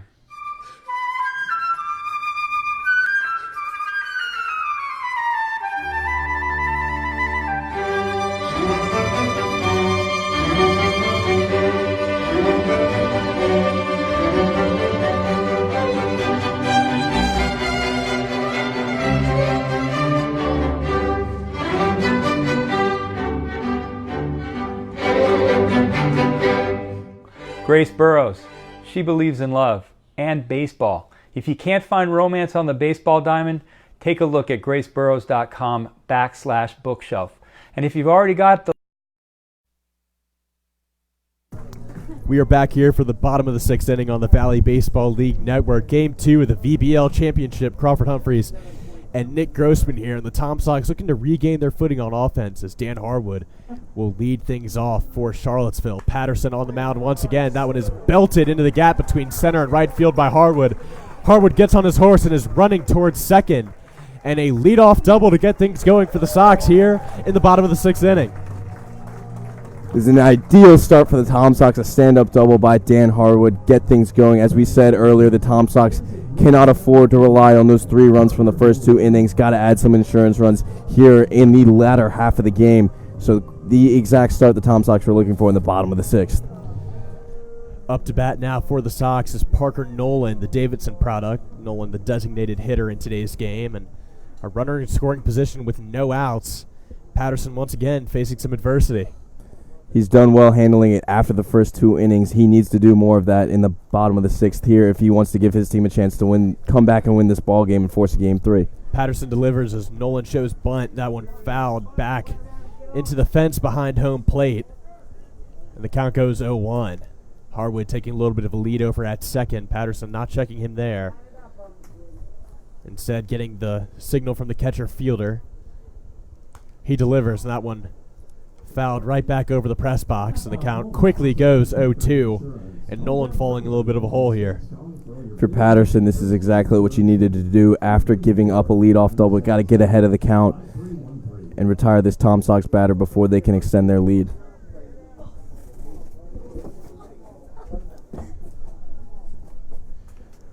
Nolan gets set as Patterson eyes Harwood over at second. That one's going to be low, so the count now 1-2. The throw from fielder back to the pitcher, Patterson, bounce off his glove, and Harwood jokingly looked like he was going to take off towards third. See if that disrupts a little bit of a rhythm that Patterson seems to have gotten into this at-bat. Nolan now gets set in the box as Patterson ready on the mound, gets the signal he likes from fielder. Gets set, eyes Harwood over at second. Looks like Harwood actually got beat there by the shortstop Ortiz, who was planning on trying to get him out, but able to slide just in time and avoid the tag. Great pickoff move right there by Patterson, and even better move by the Express shortstop to creep into second base behind Harwood without him noticing, but still Harwood able to get back in time. Patterson delivers for strike 3 to Parker Nolan. Puts one out on the board now for the Express to work with. And Harwood still awaiting his chance over at second base. Up to bat now for the Sox is Alex Fedgy Johnson. Another Davidson product, and looks to bring Dan Harwood home for what would be his 8th RBI of the season. There is some action in the Strasburg bullpen. Greg Duncan of UVA Wise is up and working for the Express. Patterson once again eyeing Harwood over at second. He'll back off on it as Fedgy Johnson steps back into the box. Ramon Garza on deck. Pitch from Patterson on the way for strike 1. Down the middle, and Fedgy Johnson not even making an attempt to swing at that one. Couple of nice curveballs by Patterson right there, fooling the Tom Sox batters. That's how he got his strikeout in the at-bat before. Fools Fedgy Johnson again, and he's ahead in the count 0-1 now. Fedgy Johnson gets set and fouls this one directly over the fence, so the count will quickly go 0-2. And Patterson with a chance to put 2 quick outs on the board now after that double to lead things off by Dan Harwood. Patterson doing a nice job bouncing back. Did it with the last batter, and again is ahead 0-2 here in the count. Fedgy Johnson struggling in today's game, 0 for 2. And a guy that just hasn't been able to get anything going against Jordan Patterson. Patterson delivers that one outside. A good frame job there by Fielder. It's a good frame job by Fielder right there, but an even better job by Fedgy Johnson to lay off right there and not chase something down 0-2 in the count. So the count is 1-2, 1 out. Fedgy Johnson getting set here. Garza warming up. Harwood with a bit of a lead over at second. He delivers, and that one is going to be hit into center field. Going after it is the center fielder Cheney, and Harwood will stay at second. So 2 outs already on the board for Strasburg. Patterson comfortable as ever now on the mound, and Ramon Garza on the board looking to bring Harwood home and notch what would be his 28th RBI of the season. Talked about it a couple of times on the broadcast so far. The Tom Sox have struggled leaving runners on base this season. Cannot afford to do so after getting a runner on second base with nobody out here in the bottom of the 6th. Only lead by 2 runs in a Game 2 of a championship series. Got to bring home Harwood right here if you're Garza. Garza gets set and awaits the first pitch of the at-bat from Patterson, which is curveball in for a strike. Garza not even making an attempt at that one. That curveball is giving these Tom Sox batters fits. They think it is going to be a ball. It comes into the strike zone last second for a strike.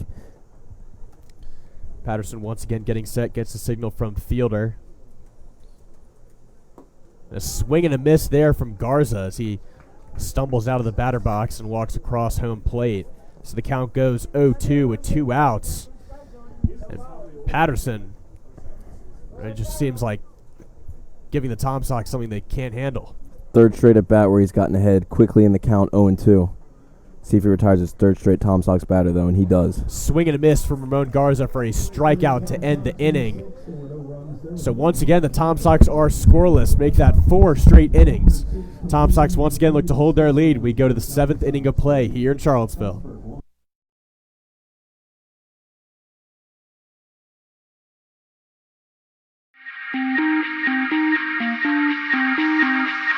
Hey baseball fans, Graham Knight coming to you from Eagle Field in Harrisonburg, Virginia, reminding you to like us, follow us, and subscribe to us.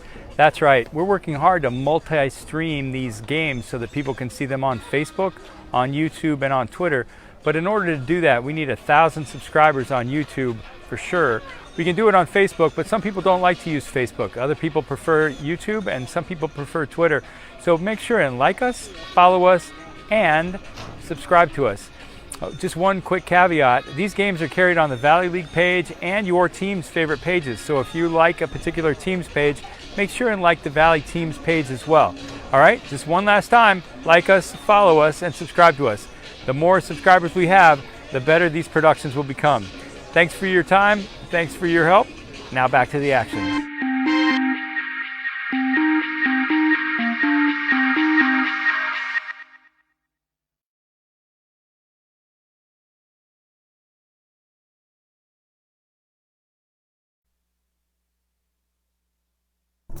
Crawford Humphreys and Nick Grossman back here on the Valley Baseball League Network. The Tom Sox held scoreless for the 4th straight inning and now only hold a 2-run lead as we head to the 7th inning of action at Seaville Weekly Ballpark. Sam Crawford on the mound for another inning of play here, and he's had a heck of a performance so far in today's game and continuing his clutch performance in the playoffs. He's been absolutely dealing tonight, something he's been doing all postseason for the Tom Sox. He's been locked in and loaded. The moment has not gotten to him one bit. He has not surrendered many express base runners at all so far tonight. Looking to do more of it, and as the Tom Sox struggle at the plate, they need to rely on great pitching, which they have received so far tonight. Crawford will face the very bottom of this Express lineup, the 9th hitter, Brett Hawkins, the second baseman. First pitch on the way is going to be high for ball 1. Sam Crawford has pitched 2.1 innings so far in today's game. 19 strikes, only 7 balls.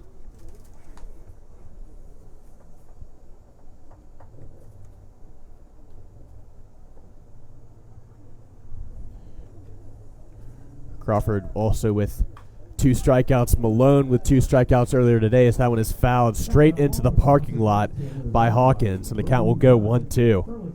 It's big for Crawford to get ahead in the count 1-2 here. Try to get that leadoff man out. Crawford delivers, and that one is going to be belted into center field by Hawkins. Straight into the glove of Giacomazzi, who will casually toss that one back into the infield. So 1 out already on the board for the Sox as the Express head to the top of their order. Griffin Chaney, number 1 hitter and the center fielder who has made a big impact so far in today's game, is now at the plate. It's exactly the start Crawford was looking for, as well as the Tom Sox here. Got to retire that leadoff batter. That ball is going to be low, recovered nicely by Greenfield, but will be called ball 1. So the count goes 1-0 here for Chaney in the top of the 7th inning. Chaney gets set. Crawford winds up, delivers for strike 1. It's a really nice pitch from Crawford right there. Down 1-0 in the count. Battle back with a nice pitch. All of a sudden, even at 1-1. So 1's across the board. 1 ball, 1 strike, 1 out for Crawford to work with here as he winds up and delivers for Chaney. And that one is going to be fouled straight up. Getting under it is the second baseman, Ramon Garza, who lost it for a second but falls over and makes the catch somehow. Props himself up with his hand and makes the catch there. He covered a lot of distance to make that catch. He did, and he made that catch a little harder than it needed to be, but at the end of the day, it's still out, so I'm sure Coach Hunt, Sam Crawford, and the rest of the Tom Sox are pleased with it, and we move on from there. Veggie Johnson was right under it for a second, but was waved off by Garza, who puts the second out on the board for the Sox. And Sam Crawford with a nice situation to work with here as he faces the number 2 hitter, Bryson Horn. Crawford delivers quickly there for strike 1. Put some heat on that one, too. He did. He's pitching with a little bit extra tonight. I think he knows what's on the line. Crawford winds up, delivers. That one just low for ball 1. So the count evens out at 1-1. No action yet in the Tom Sox bullpen, but still some action going in the Strasburg bullpen as third pitch of the at-bat is fouled back into the fence by Horn for the second strike. Sam Crawford trying to do everything he can right here to pitch another scoreless inning and give the Tom Sox a chance to grow that lead in the bottom half, something they desperately need to do here in a 2-run ball game. Crawford delivers and looked like he was trying to get Horn to swing out of his shoes for that one, so the count will even up at 2-2 as that one falls outside. Crawford winds up, delivers. This one fouled once again over the left set of bleachers into the parking lot. So we'll run this once again. Count 2-2. 2 outs. Crawford with a big pitch on the way here against number 2 hitter Horn. Crawford delivers, and that one almost hit him. Looks like he had to put up his bat in self-defense there. That ball hit right above his hands on the bat. Big break for Sam Crawford and the Tom Sox right there. Almost got a free pass to first base, but instead has to come back into the batter's box with 2 strikes. 2-2 the count once again. As Crawford gets ready on the mound, gets the signal from Greenfield. Winds up, delivers. This one fouled once again, so Horn doing a good job of staying alive in this at-bat as Madison Furman rushes out to get yet another foul ball behind home plate. Definitely got to give Horn credit right here.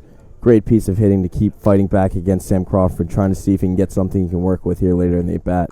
Crawford delivers. That one fouled once again. Looked like it actually hit off his foot. Horn 0 for 3 coming into this at-bat, but staying alive nicely here and forcing Crawford to give him everything he's got. 2s across the board, 2 balls, 2 strikes, 2 outs. Pitch on the way from Crawford. That one is going to be hit nicely into the gap between left and center field. Picked up by the left fielder Dan Harwood and tossed back into the infield. So a single to get things going here in the top of the 7th. Some 2-out production here from the Express. And now up to bat, the guy that has been trouble for the Sox all day, Sonny DeSharia, the number 3 hitter. So the last thing the Tom Sox wanted to do was surrender a base runner with 2 outs and Sonny DeSharia coming up to the plate, who has the chance to tie this ball game up at 3 with just 1 swing of the bat. 2 outs is the first pitch on the way from Sam Crawford. A big swing and a miss there from DeSharia as the count goes 0-1.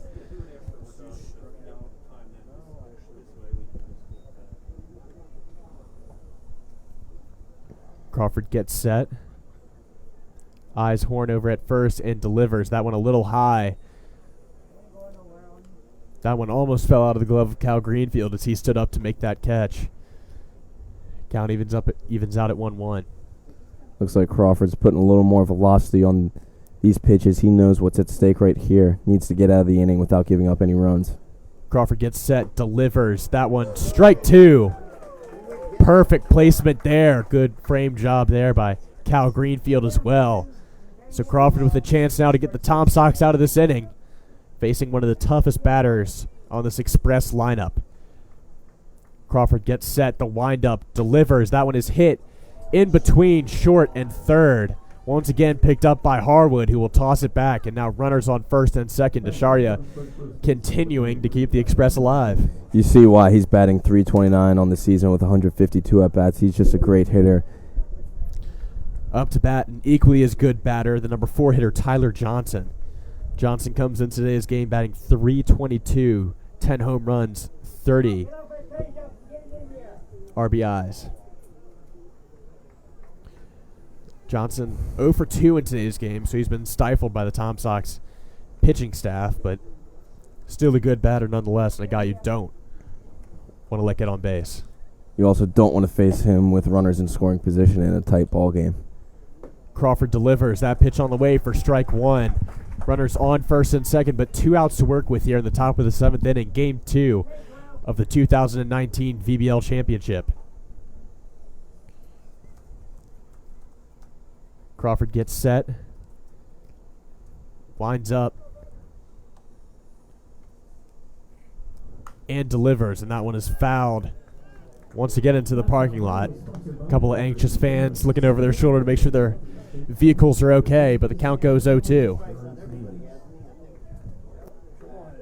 Sam Crawford again ahead in the count here, up 0-2. 2 strikes, has to retire this Express batter and not give another base runner. The crowd getting into this one here. They know how big this strike would be here for Sam Crawford. Georgia Tech product delivers, and a swing and a miss there from Tyler Johnson. Tom Sox with forcing another scoreless inning from the Strasburg Express. It's time to stretch here in Charlottesville. Tom Sox look to extend their 3-1 lead when we get back.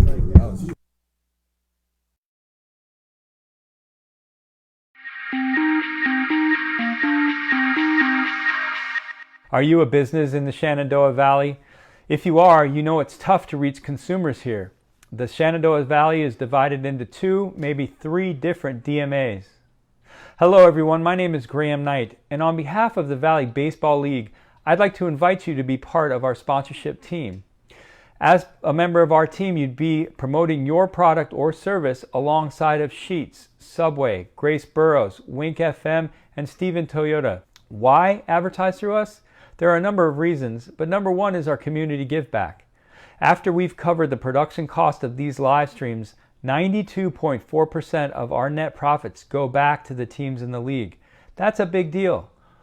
Here's what the Valley Baseball League is devoted to. We're devoted to supporting amateur baseball in this area.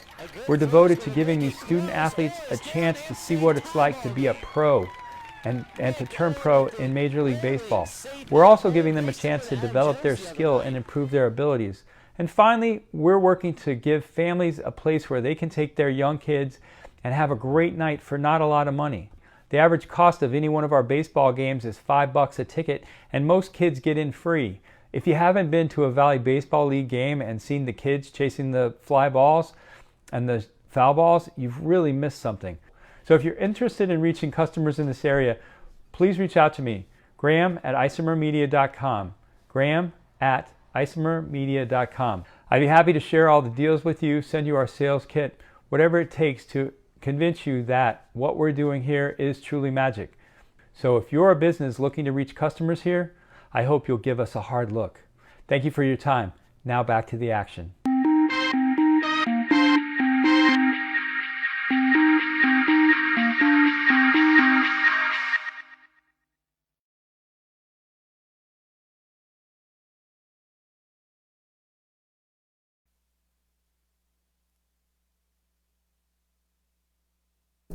After a brief stretch here in Charlottesville, we are back on the Valley Baseball League Network. Crawford Humphreys and Nick Grossman here for the bottom of the 7th inning, and the Tom Sox still holding on to a slim 2-run lead. The score is 3-1. Look to get some insurance here on the bottom of the 7th, and who better to have up to bat than Brock Edge? And he will be facing a new pitcher on the mound for the Strasburg Express. That is number 20, Greg Duncan, out of UVA Wise. 4.79 ERA on the year. Over 41 innings pitch, a number you do not typically see in summer ball or in the VBL.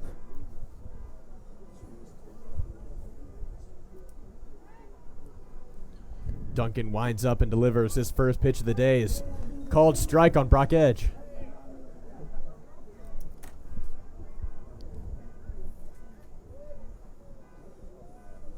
Duncan already getting set. He delivers a second strike to Edge. That pitch looked to be a little low there, but umpire calls it strike 2, so quick 0-2 hole for Edge as he looks to add some insurance here for the Sox. Fast start for Duncan right here.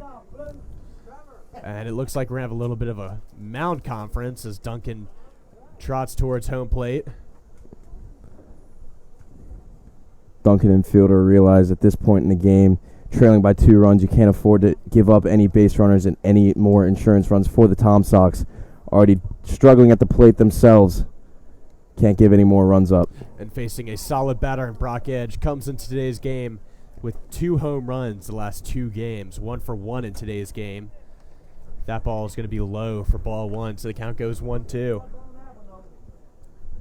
Nice patience by Edge there to lay off with the count 0-2. Duncan winds up, delivers. That ball low as well. Good eye by Edge there as the count evens at 2-2. Must get that eye from playing ping pong all those hours with you, Crawford. Pitch on the way there from Duncan. That one also called ball, so now a full count here after Duncan went ahead 0-2. Great piece of hitting to battle back, work a full count. Duncan delivers. That one fouled into the parking lot by Brock Edge as he stays alive here. So we'll do it again. Payoff pitch on the way here for Greg Duncan as he looks to get his first strikeout in the first batter he's faced in today's game.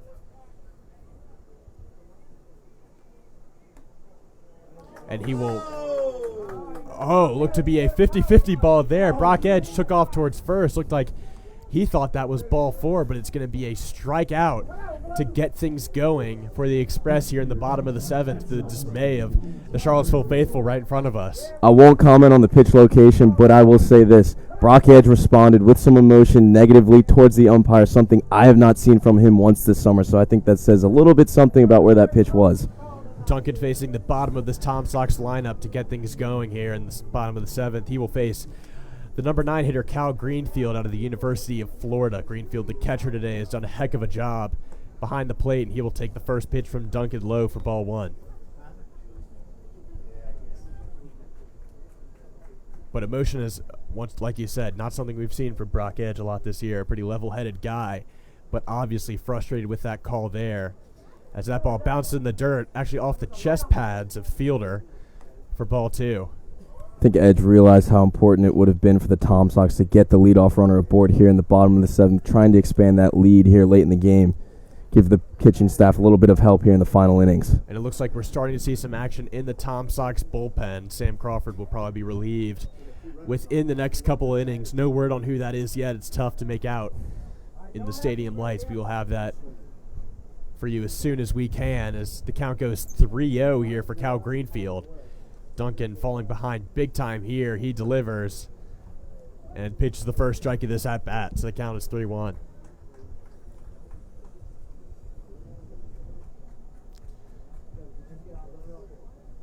Greenfield hits that one in the gap between left and center. A guy that normally struggles at the plate but gets a single there to get things going here for the Sox in the bottom of the 7th. And right when you need him, Cal Greenfield's there. It's exactly what the Tom Sox needed, a little bit of production from their 9-hitter right there, get a base runner aboard and see if they can do any damage here now with the top of the order coming to the plate. Again, looking to get some insurance runs here for their pitching staff in innings 8 and 9. Perfect timing there by Cal Greenfield. He gets on base just as we head to the top of the order. Paul Giacomazzi, the Rhodes College product, heads to the plate. Unable to get anything going against the first pitcher in today's game, Jordan Patterson, but looking to set things different here against Greg Duncan, the reliever. First pitch from Duncan is called strikes. The count goes 0-1 as Giacomazzi gets set back in the box. On deck for the Sox is number 2, Thomas Francisco. So the heart of this Tom Sox lineup on the way. As 2 quick strikes to Paul Giacomazzi. He falls behind 0-2.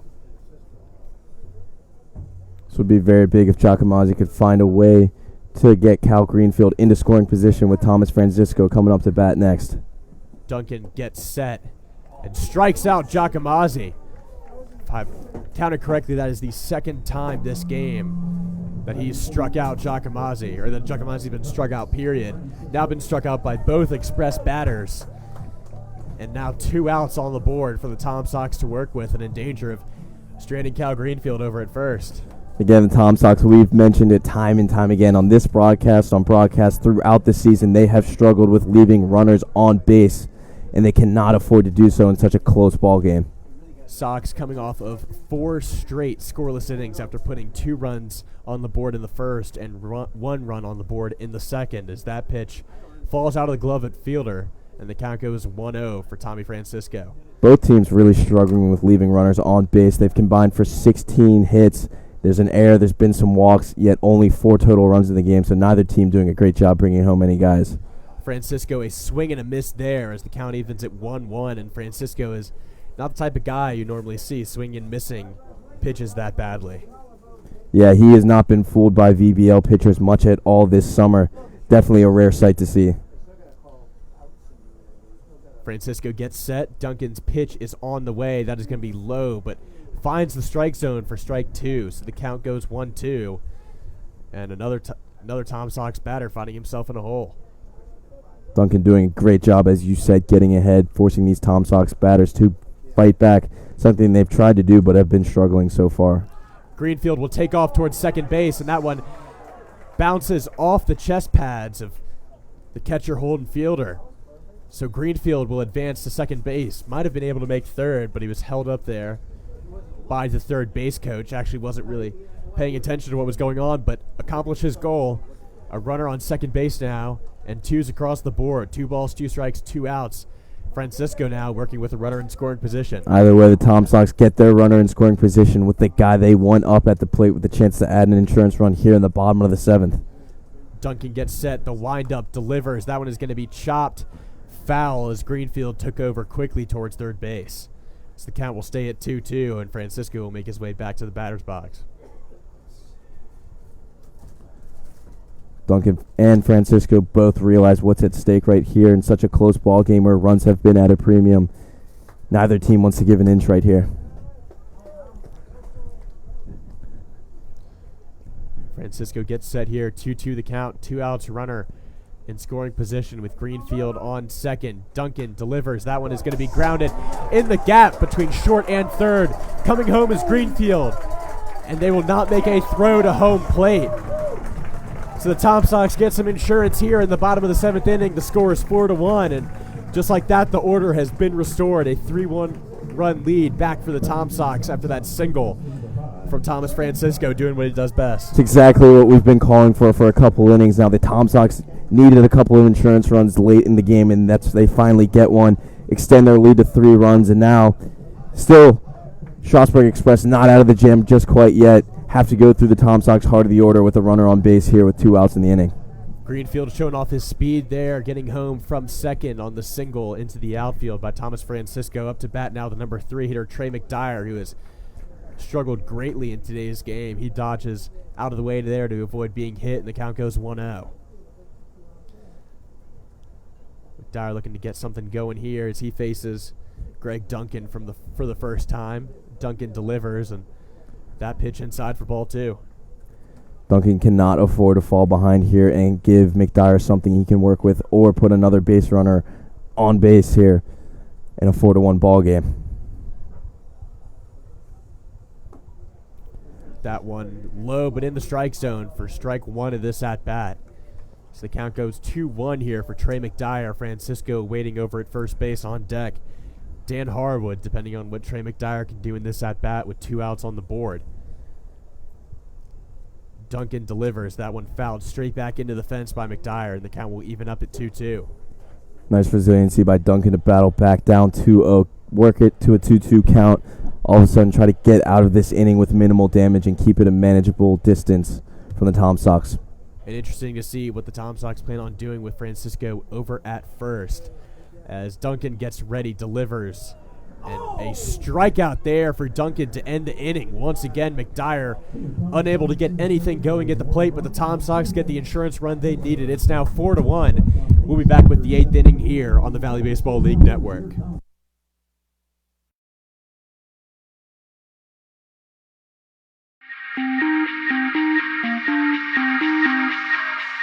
Hey baseball fans, Graham Knight coming to you from Harrisonburg, Virginia at Eagle Field. It's hard to believe we're down to the last 2 weeks of the season, and it won't be long before the playoffs and championships are over. That's why now's the time to start planning for 2020, and I'd like to personally invite you to advertise with us next year. Why should you advertise with us? Well, number one, we've got a great community to give back. Once we've covered the cost of these live streams and the production of them, all of the net proceeds, that's 92.3% of the net proceeds, go back to support the leagues and the teams in this league. So great community give back. Number two, you'll be helping to promote baseball in the Shenandoah Valley and honestly across the nation and internationally. We have people watching these feeds in Hawaii, Australia. I've had them join us in the Netherlands, and I've had them join us on United flights across the country. That doesn't mean they're not watching on other airlines too. But also you'll be helping to support the teams, promote baseball, and give these players a chance to try and see what it's like to play professional baseball. So start thinking about 2020 now. If you're interested in advertising with us, please reach out to me, Graham at Isomer Media, that's Graham at isomermedia.com. I'll be happy to send you our 2020 sales kit, and we'd love to have you join our team. After all, this is a great American pastime, and you'll be helping college players. Crawford Humphreys and Nick Grossman back here on the Valley Baseball League Network. It took 4 innings of waiting, but the Tom Sox finally get an insurance run and extend their lead back to 3. The score is 4-1 as we head to the top of the 8th here. Sam Crawford back on the mound and leading things off here for the Express. Number 8, Zach Scott. Express desperately need to get a run or two here in the top of the 8th. Can't afford to save it all for the 9th inning. Zach Scott 0 for 3 on today's game, but gets his first taste of being on base with that one. He hits that one straight into center field with a ground ball to lead things off for the Express. So Sam Crawford still looking to get in his comfort zone here in the top of the 8th as this game starts to draw to a close. Exactly the start the Express were looking for in the top of the 8th inning right here. Need base runners, and they need them badly. Crawford already set here. No action in the Strasburg bullpen. Some action earlier in the Tom Sox bullpen, but nothing going right now. Runner on first as Crawford delivers to the 6th hitter, Josiah Ortiz. That one popped up, but it will fall just over the Tom Sox dugout. Cal Greenfield and Thomas Francisco giving that one chase. So the count goes 0-1 here for Ortiz. Ortiz 0 for 2 coming into this at-bat. Out of Louisiana Monroe, 272 on the season, 6 home runs, 16 RBIs. Crawford winds up, delivers that one belted over towards Brock Edge in right field. He steadies himself underneath that one and gets the first out of the inning as Zach Scott retreats back to first. I feel the wind starting to pick up here at CVL Weekly Ballpark. We've been told there are some storms in the area, so the Tom Sox are looking to play quickly out there. Gotta update the score.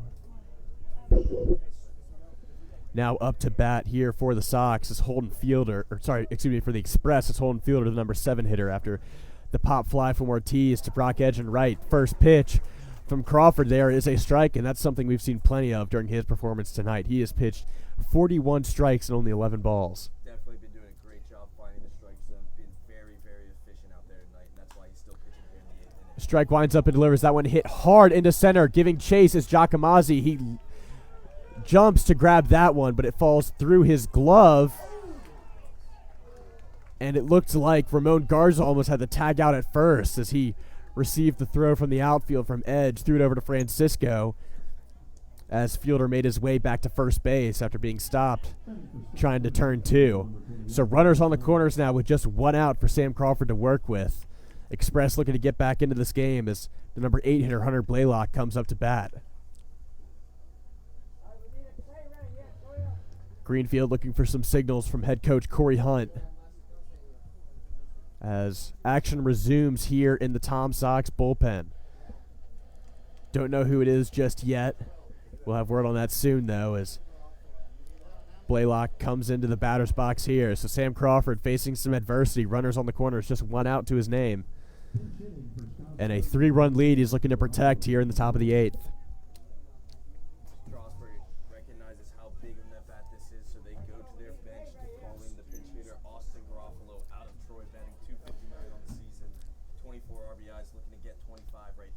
Crawford delivers that one high for ball 1. Giacomazzi laying out for that last hit. That's the second time he's laid out, and it's just missed his glove.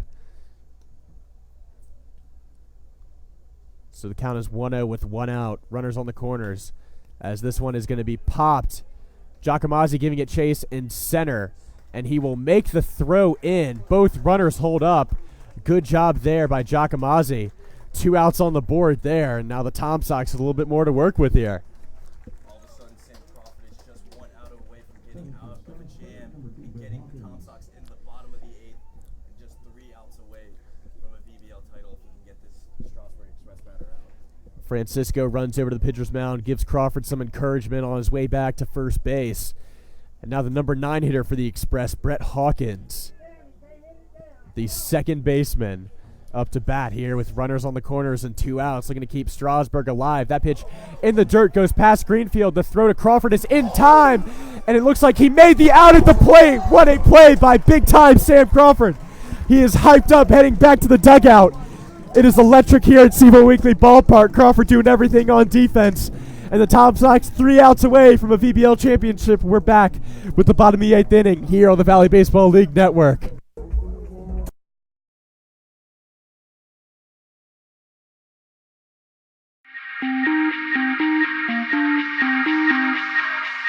Hey baseball fans, Graham Knight coming to you from Harrisonburg, Virginia at Eagle Field. It's hard to believe we're down to the last 2 weeks of the season, and it won't be long before the playoffs and championships are over. That's why now's the time to start planning for 2020, and I'd like to personally invite you to advertise with us next year. Why should you advertise with us?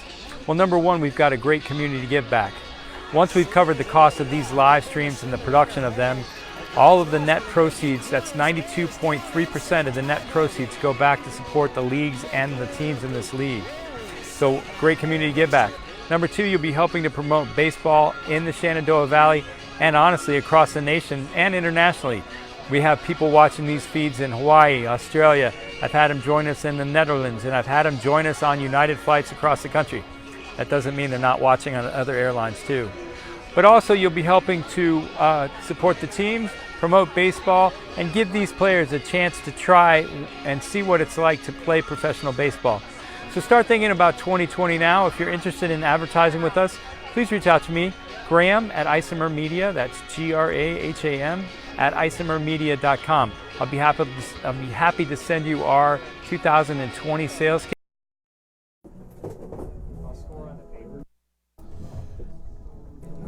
Crawford Humphreys and Nick Grossman back here on the Valley Baseball League Network after an exciting top of the 8th. Cal Greenfield with the connection to Sam Crawford to get the out at home and hold the Tom Sox lead at 3 runs as we head to the bottom of the 8th.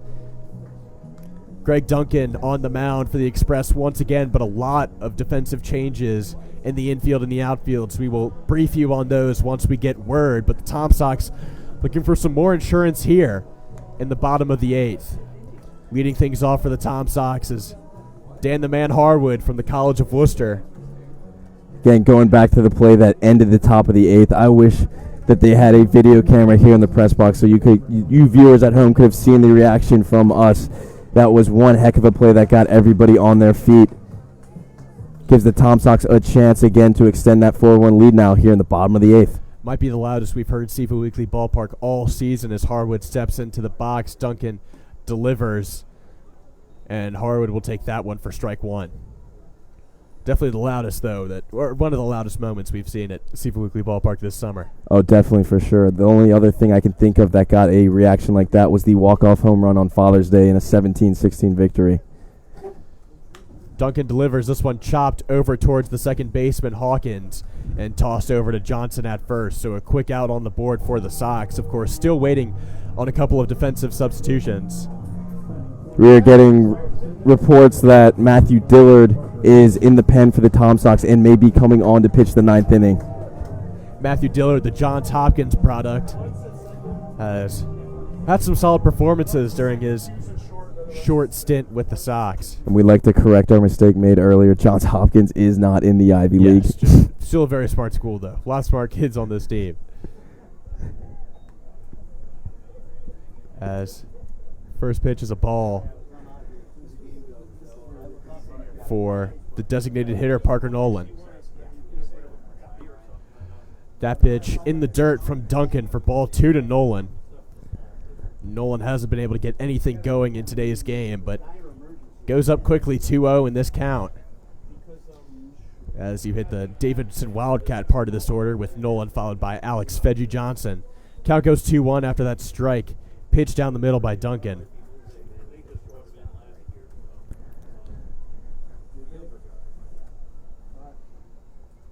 As Duncan delivers for ball 3. So Nolan quickly going ahead in this count. And now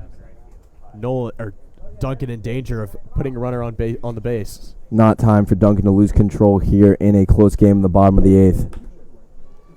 That one is hit hard by Nolan to third base. Picked up by the shortstop, but it looked to be an error there. And the same type of errors that plagued Strasburg yesterday and caused them to blow that 5-run lead. Nightmare situation for Strasburg right there. You get a weak hit ground ball to one of your best fielders who makes a mistake, and all of a sudden Tom Sox have another base runner aboard here in the bottom of the 8th looking to add more insurance runs. So Nolan takes his spot over at first. Now the number 6 hitter, Alex Fedgy Johnson, will take the plate here for the Sox. It is now Walker and Wale up in the pen for the Tom Sox, and Matthew Dillard has actually sat down. We'll see what happens there as we near the 9th inning of play in the 2019 VBL Championship. That first pitch to Fedgy Johnson from Duncan is in the dirt for ball 1, so the count goes 1-0 with 1 out and a runner on first in the form of Parker Nolan. Duncan getting his footing set on the pitcher's mound, gets the signal he wants from fielder. The windup, the delivery, and that is low as well for ball 2 to Fedgy Johnson.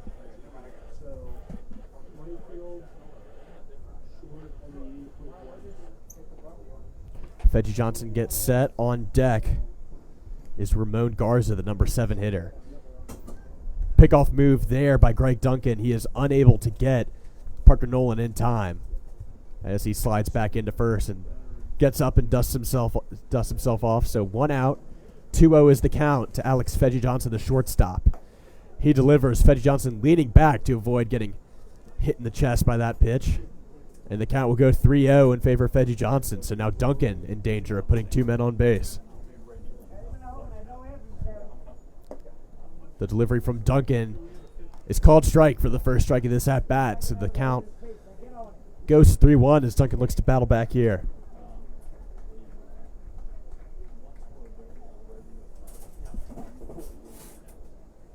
Duncan delivers as Nolan takes off towards second base, and won't matter there as ball 4 comes for Alex Veggie Johnson. So now runners on first and second with just one out here in the bottom of the 8th inning. And Ramon Garza, a guy that once again has been Mr. Reliable here, started off the season at the top of the Tom Sox order, now doing his job here in the bottom of the order, adding some consistency to the lineup. He's up to bat and looking to add some more insurance here in the bottom of the 8th. Definitely a guy with some experience coming up to bat for the Tom Sox. He has been there from the start, as you said earlier. Was once the Tom Sox everyday leadoff man. Now coming up in a big-time situation, looking to add a couple of insurance runs if he can. Runners on first and second, only one out. One out on the board in a mound visit here for Strasburg as the catcher, head coach, and Greg Duncan talk on the mound. No action here in the Strasburg bullpen, so this does not look to be a substitution here or a pitching change of any sort.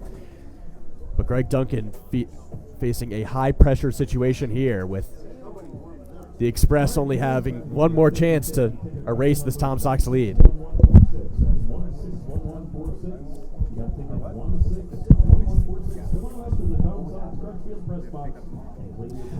So a lot of defensive changes here for the Express. Shortstop Josiah Ortiz has been moved into right field.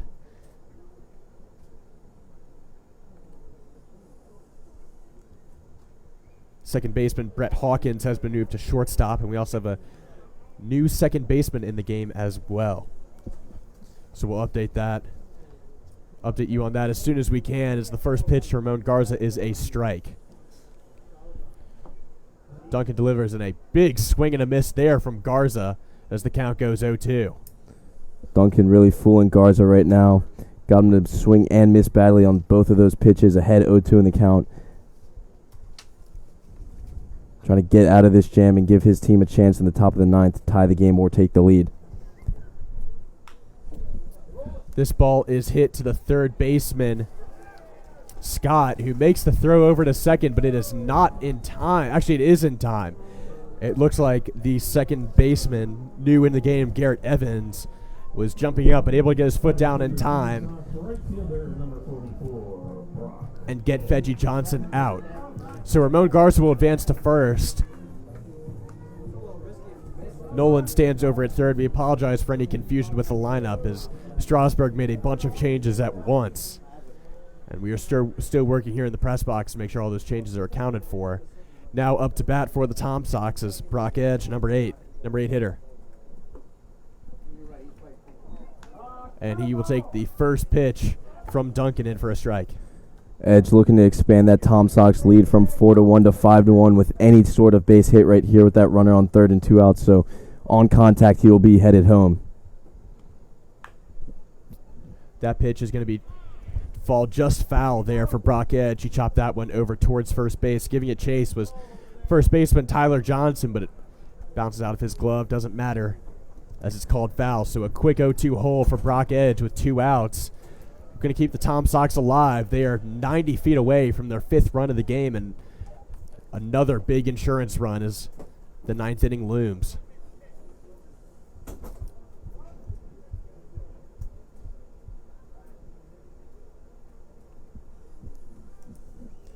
Duncan gets set. Brock Edge in the batter's box. Duncan delivers that one way outside as Ramon Garza advances to second. Looked like they just let Ramon Garza go there. Fielder not even making an attempt to throw him out. So now 2 runners in scoring position. Unclear what happened there, if there was a miscommunication, as that one is chopped over to first base by Brock Edge, and the 3rd out is now on the board for the Sox. So we head to the top of the 9th inning here at Sevo Weekly Ballpark. The Tom Sox are 3 outs away from their 2nd VBL championship in 3 seasons. We'll be back on the Valley Baseball League Network.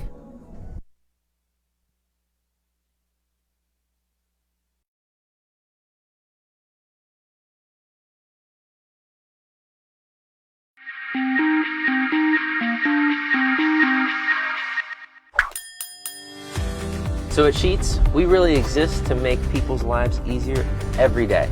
In this moment, we have a once-in-a-lifetime opportunity to connect with some of our lucky fans to help make their dreams come true. How are you? I'm Ryan Sheets. Here's a brand new truck for you, man. A once-in-a-lifetime dream vacation to Turks and Caicos. Have you ever been there? I've never been anywhere. A check for $25,000. This is a testament to why everybody should be a Sheets freak.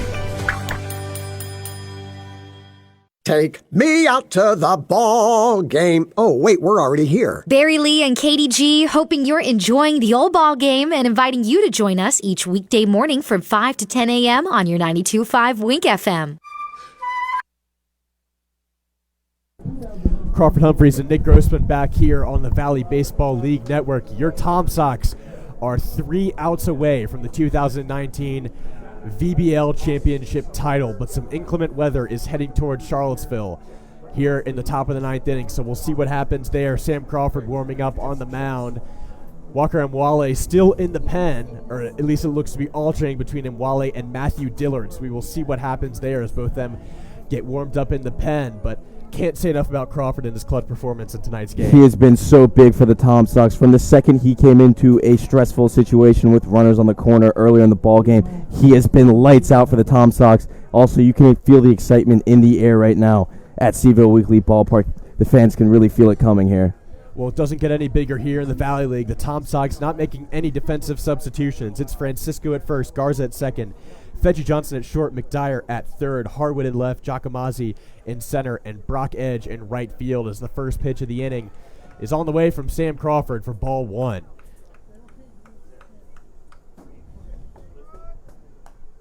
As that one is fouled back by the number 9 hitter, Brett Hawkins. First batter that Crawford will face here in the top of the 9th. Silence here at Seaville Weekly Ballpark. Looks to be some nervous anticipation as a swing and a miss there from Hawkins. Actually, looked like he might have tipped that one straight back into the glove of Cal Greenfield. So the count goes 1-2. Crawford winds up, delivers strike 3, and the Tom Sox are 2 outs away from a VBL championship. Crawford, I don't know about you, but that was a great pitch by the guy that shares your last name, but your first name.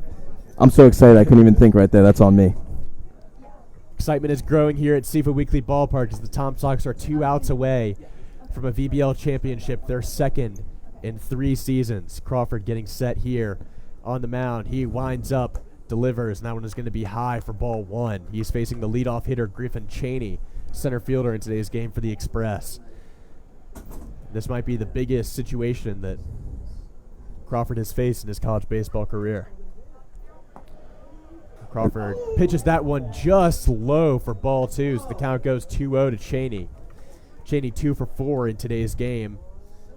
Crawford 4.2 innings pitched so far, 47 strikes, 15 balls, 4 strikeouts as Crawford winds up and delivers, and that one is fouled straight back to even up the count at 2-2. Madison Furman resuming his duty of picking up the foul balls behind home plate. Strasburg batters certainly taking their time right now, stepping out of the plate after every single pitch, doing everything they can to disrupt Sam Crawford's rhythm that he's in out there. We're keeping our eyes on the radar as the storm nears closer and closer to Charlottesville. That one is hit deep by Cheney. Giving chase is Edge, and he will leap to make the catch to put 2 away for the Express. The Tom Sox tasting victory here on the tip of their tongue as the number 2 hitter, Bryson Horn, comes up to bat with 2 away, and Sam Crawford 1 out away from the VBL championship. You can feel the excitement here in Charlottesville.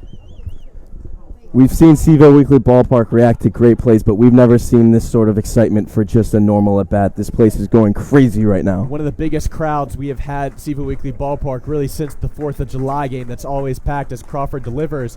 And that one is going to be hit hard down the left field line, going to fall foul into the parking lot as Horn falls behind 0-1. Crawford keeping his composure out there, getting set on the mound, going through his normal routine. Tom Sox dugout starting to overflow just a little bit as Crawford delivers. That one fouled once again, so an 0-2 hole as Horn gets some instruction from the Strasburg dugout to stop swinging and just wait for Crawford here. 2 strikes. 2 outs on the board. Tom Sox Nation on their feet here at Seaville Weekly Ballpark. He delivers, and that one is fouled once again. This is the most excited we have seen Stephen Weekly Ballpark. You can feel the excitement here, even from the press box, as Crawford gets set against Bryson Horn. Crawford winds up, delivers, and that ball just low for ball one. Collective disappointment here. The Tom Sox faithful right in front of us, extremely disappointed after that. So the count goes 1-2 for Horn as Crawford gets set. I'm not sure how you reward a batter for not swinging 0-2 at a pitch that close to the Crawford strike zone. winds up, delivers, and a swing and a miss. Charlottesville has another team of destiny. The Tom Sox are your 2019 VBL champions. They storm the mound. Seville, this one's for you. As you said it, Crawford, Charlottesville is the new city of champions. They have done it in a third sport. First basketball, then lacrosse, now baseball. Charlottesville, what more could you ask for this spring and summer season? Your Tom Sox are the 2019 VBL championship winning team. Hugs all around the press box. There's a mini dog pile on the field. Seville Weekly Ballpark, the fans are going crazy. What a night. And a full season of hard work and sweat and grinding for these Sox pays off in the form of a VBL championship, the second in the past 3 seasons for Corey Hunt and the squad. And what a time here for Charlottesville, Virginia, the Belk Bowl to start things off in early 2019. Then the UVA Cavaliers win March Madness, win the lacrosse championship, and now Tom Sox are victorious to finish off the summer here. What a summer it's been for the Sox. Looked as if all was over after falling 1-0 in that series to Stanton. Come back with 2 straight wins and now sweep the Strasburg Express. As you said, Crawford, you used the word destiny. I think that is the perfect word to describe this team. Down 1-0 in the series to Stanton. Down 2 runs in the 8th inning at Stanton. Their place going crazy, but they would not go down easily, and they would not trail after that. They come back to win that ball game. They win Game 3 of that series in decisive fashion. They win Game 1 after coming back in Strasburg last night. And then tonight they come out and get an absolute gem from their pitching staff. Sam Crawford was lights out of the bullpen. I don't think we can say enough about him. The Tom Sox Revenge Tour for 2019 is officially complete. After being swept by Newmarket in the 2018 championship, the Tom Sox come back with a sweep of their own and sweep the Strasburg Express. Here comes the Gatorade shower for head coach Corey Hunt. To the players' excitement there. What a way to finish off the summer for the boys of summer here in Charlottesville. But like you said, Sam Crawford, really the MVP of this entire playoffs, kept the Tom Sox in that Stanton series with his performance in that extra inning game in Game 2, and now a lights-out relief performance of Carter Malone here in the championship deciding game. Georgia Tech baseball, I hope you're taking note because you have an absolute gamer in Sam Crawford. When the lights came on in the toughest moments, Sam Crawford came out and performed at his absolute best. He was lights out for the Tom Sox all throughout the playoffs. He was their go-to guy down the stretch in tough situations, in big games. Sam Crawford was their guy. Georgia Tech, I think you have a diamond in the rough. Without a doubt, Mr. Clutch here for the Tom Sox, as the Tom Sox break their huddle on the second base line, and just excitement overpouring here at Seville Weekly Ballpark as the fans stick around for the trophy presentation ceremony. Tom Sox are your 2019 Valley Baseball League champions. They win the Jim Lineweaver Trophy for the second time in the past 3 seasons, and Coach Hunt, in the short amount of time relative to the other teams, the Charlottesville Tom Sox have been a member of this Valley League and been an official team. Corey Hunt is establishing a dynasty. He has established a dynasty here. 3 straight championship appearances, 2 victories in those championship series out of the last 3 seasons. He has built a program that just wins baseball games. Both trophies are being brought out now to center field. The commissioner will be out to present them to both teams. But you can't say enough about this Tom Sox team. Nick, you and I have been with this team since the get-go, since the jump. We met in May and planned out our season. We've been here since the first pitch in early June, and now all the way to August 7th, where the Tom Sox emerged victorious. So much has gone in to this 2019 Tom Sox team behind the scenes. We can't thank the intern group enough. What a special group it's been this summer, both in promotions, in the media, and in operations and sabermetrics as well. This is not a one-man operation by any stretch. This is a group of working people that work day in and day out to create such a good product here for the people. I think that was very well said, Crawford. There is a lot that goes into the product that you guys see on the field and on these Facebook streams. So many people behind the scenes giving it their all. As you said, Crawford, I've been here since September. You've been here last year for the disappointing defeat, so it definitely feels really good to see this Tom Sox team. We've seen every bit of hard work they've put in during the off season with their schools, before the season here in Charlottesville, and then obviously during the season. It has been a magical run. Really happy for these guys. This one definitely means a lot to everyone involved as the trophy ceremony presentation begins here at Seaville Weekly Ballpark, and the Strasburg Express still in their huddle as they will be awarded the runner-up trophy for the 2019 season. Just what a season it's been. I mean, I've talked enough here. I mean, I'm gonna give you a chance to talk here about the season it's been here. We've been here since the get-go here with the Sox, and it's all paid off here today. I mean, it's definitely been a roller coaster of a season. We've had 6-game win streaks. We've had 3-game losing streaks. There are nights that this team looked like a bunch of world beaters, and then there are other nights where they would be blown out. And we have been talking about it from the start. This team is a team of destiny. When they put it all together, they are a special group, and I think that's why they're lifting this trophy here tonight. It's such a special group of kids this year, not just on the field, but off the field. You can go through our Instagram and Facebook and Twitter and see all the times they've gone out into the community, whether it's the Boys and Girls Club or UVA Children's Hospital, making a difference in Charlottesville outside of Seaville Weekly Ballpark. And I think a guy we got to talk about and give a shout-out to, who's not here with us tonight, but he has been here from the start, is pitching coach, or as he likes to say, pitcher babysitter, Connor Caden. He left just a couple days before the playoffs, but he has been working with the pitchers throughout the season, and as you saw tonight, he's been doing a great job as his pitching staff gave up 1 run against a Strasburg team that has crushed the ball this season, putting up big numbers from start to finish. Limit them to only 1 run is something special, and I think we got to give Connor Caden a shout-out. Yeah, you can't say enough about what the pitching has done for the Sox this year. It's really been a team effort, like you said, with that paired pitching method. And now the Tom Sox, their moment has come. Commissioner Bruce Alger will present the 2019 Jim Lineweaver Trophy to your Valley League champion, Charlottesville Tom Sox. And accepting it is none other than head coach Corey Hunt, the guy who's led the Tom Sox since they became an organization here. Coach Hunt in his 3rd season. He came back for a 3rd season, something you don't often see here in the Valley Baseball League, that sort of consistency, and it pays off for the Tom Sox. And again, also with the amount of talent we have seen this summer, we've talked about it, it's a bit of a revolving door, guys coming in and out. A guy who has done a great job from the start about getting these guys in is Jeff Burton and Mike Paduano. Those 2 guys have done an amazing job giving us this roster that we saw throughout the season. Yeah, the Tom Sox board are the guys that make this happen, and while we're thanking them, might as well thank this entire Tom Sox coaching staff. Corey Hunt, the head coach, Jim Darren, one of the nicest guys you will ever meet, the bench coach for the Tom Sox, and has been a staple here for this organization. Connor Caden, like you mentioned, the pitching coach.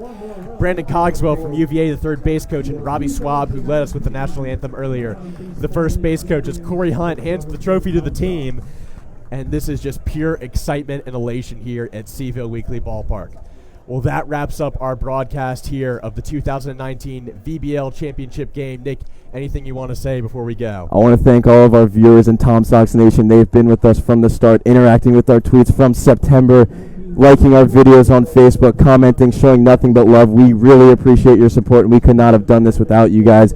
I want to thank everyone at the Tom Sox organization for having us, giving us this special opportunity to have a voice, get this great experience, and of course, witness another championship in person. So from Nick Grossman and the entire 2019 Tom Sox intern group, from Drew Goodman, from Luke Nancarney, from Joby Giacalone, and from Jeff Harrington, I'm Crawford Humphreys, and we're saying so long and go Sox. The Charlottesville Tom Sox are your 2019 VBL champions. Good night, everyone.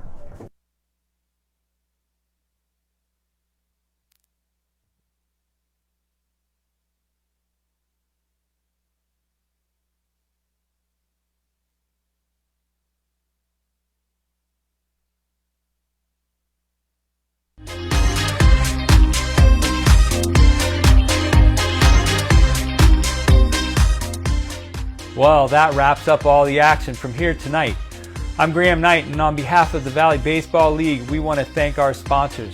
This live stream was made possible by Subway. Enjoy their new ciabatta collection, Italian with fresh mozzarella. garlic steak and provolone, and savory chicken pesto. For a limited time only at participating restaurants. Subway, make it what you want. This live stream is also brought to you by Sheetz. Sheetz is perfect for a busy lifestyle, and they're open 24/7. So grab breakfast, dinner on the go, or a late night snack.